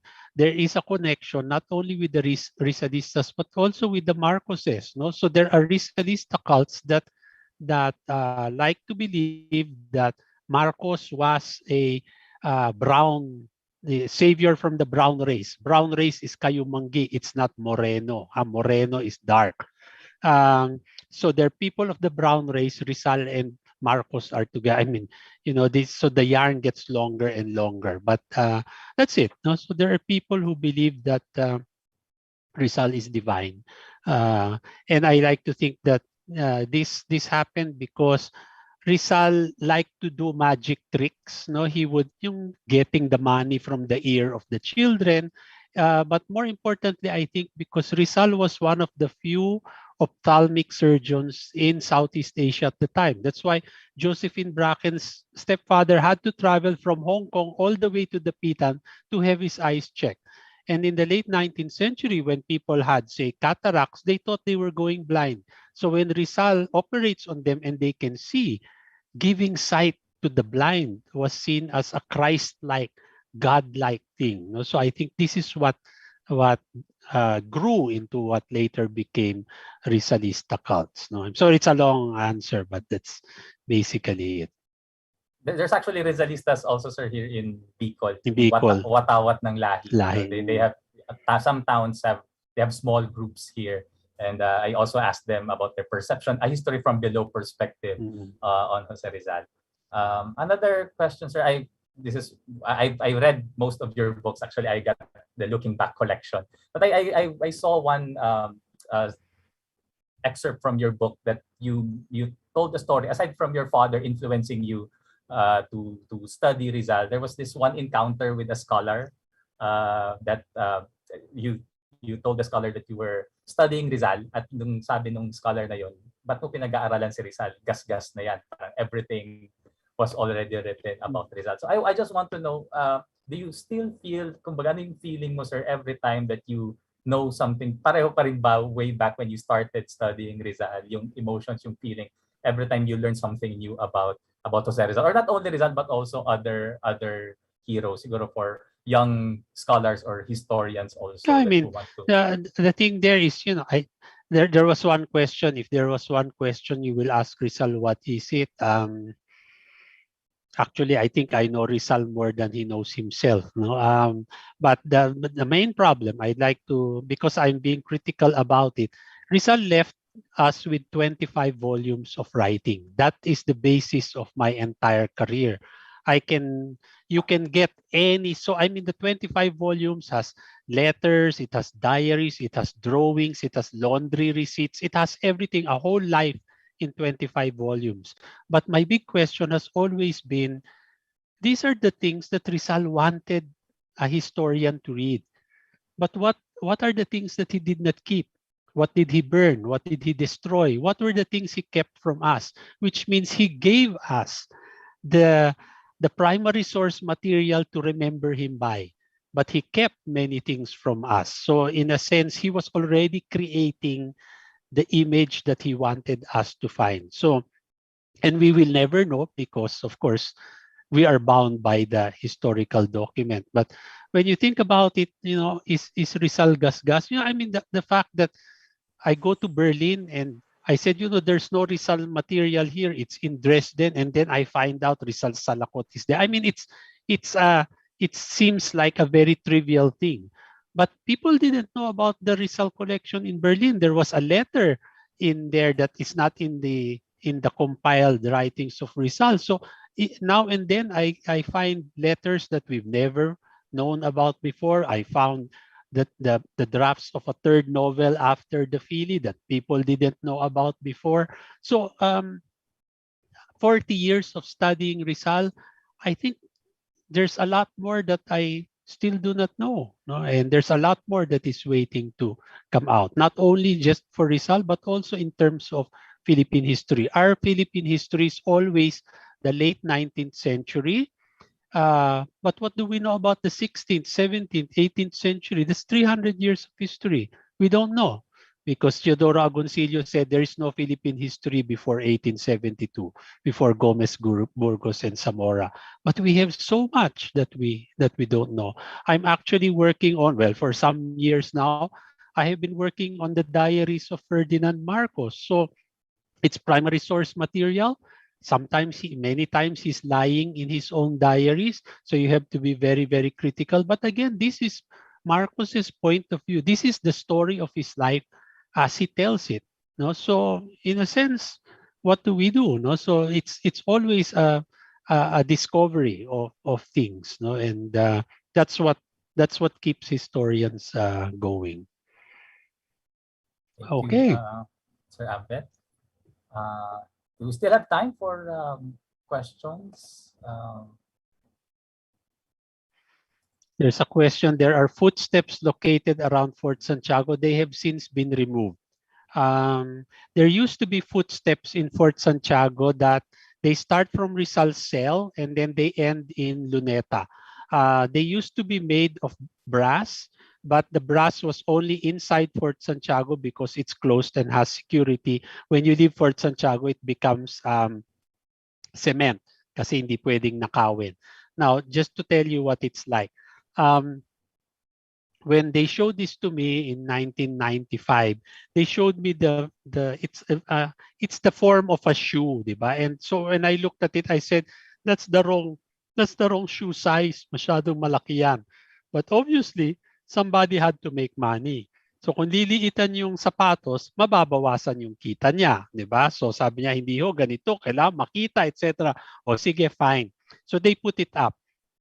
And then when the footsteps were put up, I went there and I walked on the footsteps. And then I found out, parang bakit dikit-dikit ito? Hindi normal yung paglakad. Pwede ba i-space out? Again, obviously somebody had to make money. So damihan yung footsteps, halos dikit-dikit. Then I said, this is not the normal walk of an adult. This is a 2-year-old child walking na maliit yung steps. And I said, palitan nyo nga yan. And then the contractor said, ay Professor Ocampo, kaya ho dikit-dikit kasi nakatali po si Rizal nung papunta sa Luneta. And of course, I replied, wag mo akong gaguhin. Nakatali yung braso, hindi nakatali yung paa. Paano siya lalakad papunta doon? And then, basta palitan nyo. And then the contractor said something which changed my life. It was a cannonball moment. I knew it was wrong, but he said, kaya ho dikit-dikit yung footsteps ni Rizal. Bakit po? And then he says, Professor Ocampo, kung kayo ba'y babarilin, magmamadali ba kayo pumunta? Kaya daw si Rizal, ang bagal-bagal daw maglakad. So when I heard that, I laughed and I said, sige na nga, gawin ninyo. And that's why it was there. But they're historically inaccurate. So in the recent renovation of Fort Santiago, the steps are not there anymore. But it shows you again how history develops, how people can make money out of history, how history is just a matter of making Ambeth Ocampo laugh. No? So it's things like that. Sige po. Did some faculty members have some questions? Anyway, it's a student thing. So, okay. So we have one last question. Okay, one last question. Is Rizal's being Masonic has something to do for ousting the Spanish government? His membership, the Masonry, that did it influence his ideals? Well, Mason, I'd like to think, well, of course, people will get mad at me, but I like to think that Masonry was very much social and it's like a social club. No, I wouldn't say it's like the Rotary Club, but it's something that people joined, and they joined it because at the time, it was nice to be, or progressive to be, anti-Catholic, not really anti-Catholic, but to question, the faith of that we grew up in or that we were born into. They were highly placed people, and that's why they were saying for many years Rizal was protected because the governors general were usually Masons, except the last one that sentenced him to death. So, and So it was something that people joined at the time. All decent Ilustrado men joined it at the time. So it probably influenced his thinking. Actually, Dr. Gealogo, my colleague in the Ateneo History Department, who is a Mason, told me that Jose Rizal's, because I gave the story, when you went to study in Rizal's school in the Pitan, your parents would bring you to Rizal, and then Rizal would interview you. Not like today that we have to answer an IQ test. No, in Rizal's time, Rizal's entrance exam was an interview. So he would interview to see if you were suitable to study in his class. The parents will bring you to Rizal's house around 4 o'clock, shortly at dusk. No? And then Rizal will bring the boy to the middle of the forest in the back of his house.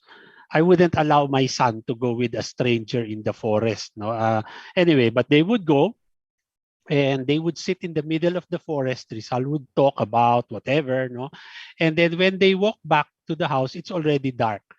And when they get back to the house, Rizal will say, tell the boy, you remember where I sat in the forest? I think I forgot my hat or my cane. Can you go and get it? And then of course the boy will look and then it's dark. Then you think of Aswang and Nuno and whatever. If the boy does not go, then he won't be accepted. But if the boy goes into the dark, into the forest, the other students who've already been admitted, it's like hazing. No, they would scare him. They'd make strange noises, babatuhin siya. And normally, the kid who is brave will come running back with the item that Rizal forgot. And then when he gets back to Rizal's house, Rizal's standing with all the other boys behind him, and he will say, "It is not enough to have a good mind. You need a strong heart. Welcome to the school." No, so what kind of entrance exam was that? No, and Dr. Gealogo says that's partly Masonic, but Rizal used that Masonic concept to remind us that school is not just about knowledge; it is also about developing the heart. Because we've had so many bright politicians who really messed up our lives because they did not have a good heart. So for Rizal, it is important to have a good mind and a good heart, without which a mind that is not guided by a heart, we can become very, very destructive. So again, it's those kinds of things that we learn from Rizal that are not taught to us in school help us to understand not only our educational system, but the way in which we learn and grow up and to know what is important. So, sorry for the long answer. Thank you, Sir Ambeth. I think there are no more questions, or I appreciate all the questions from the students. Some questions have been tackled by Dr. Ocampo in his lecture, so we didn't have to reiterate those questions. So again, thank you, Dr. Ambeth Ocampo, for sharing decades of research, doing Rizal, studying the 19th century Philippines. You're truly an inspiration for young historians, young scholars. That history doesn't have to be very serious. It should be fun, and we could learn things if we have fun doing it. So, thank you, Sir Ambeth, for manifesting those things to us. And I myself, I emulate your somehow your style in teaching history. Very subtle but very critical. Yung mga questions. Thank you so much. The next phase, can we go to the next phase of the Okay po. lecture? Thank you, Sir Leo.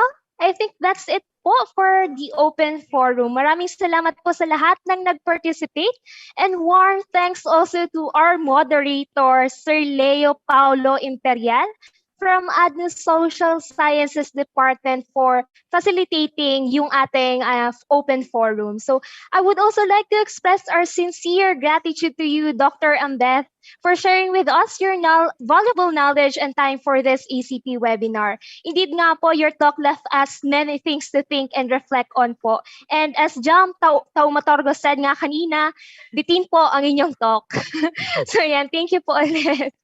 So at this juncture po, we have come to the end of the program. So to show our gratitude for our resource speaker for accepting our invitation, we now present the Certificate of Appreciation with a citation. The Office of Student Affairs at Ateneo de Naga University presents the Certificate of Appreciation to Dr. Ambeth Ocampo in grateful recognition of his expertise and service as resource speaker in the alternative class program Bayani for Gen Z, Philippine Heroes and Their Relevance Today, held on October 15, 2021. Given the 15th day of October 2021 at the Ateneo de Naga University, City of Naga, Philippines. Signed by Mr. Rodolfo S.B. Bertus Jr., Director of Student Affairs, Ms. Janet B. Badong Badilla, Executive Director for Mission Identity, Dr. Alfredo C. Favay, Vice President for Higher Education, and Father Roberto E. N. Rivera of the Society of Jesus, University President. Again, we thank you, Dr. Ambeth, for this ECP session will not be possible without your presence po. And we hope to see you in the future. You can come to Naga and eat pili, no?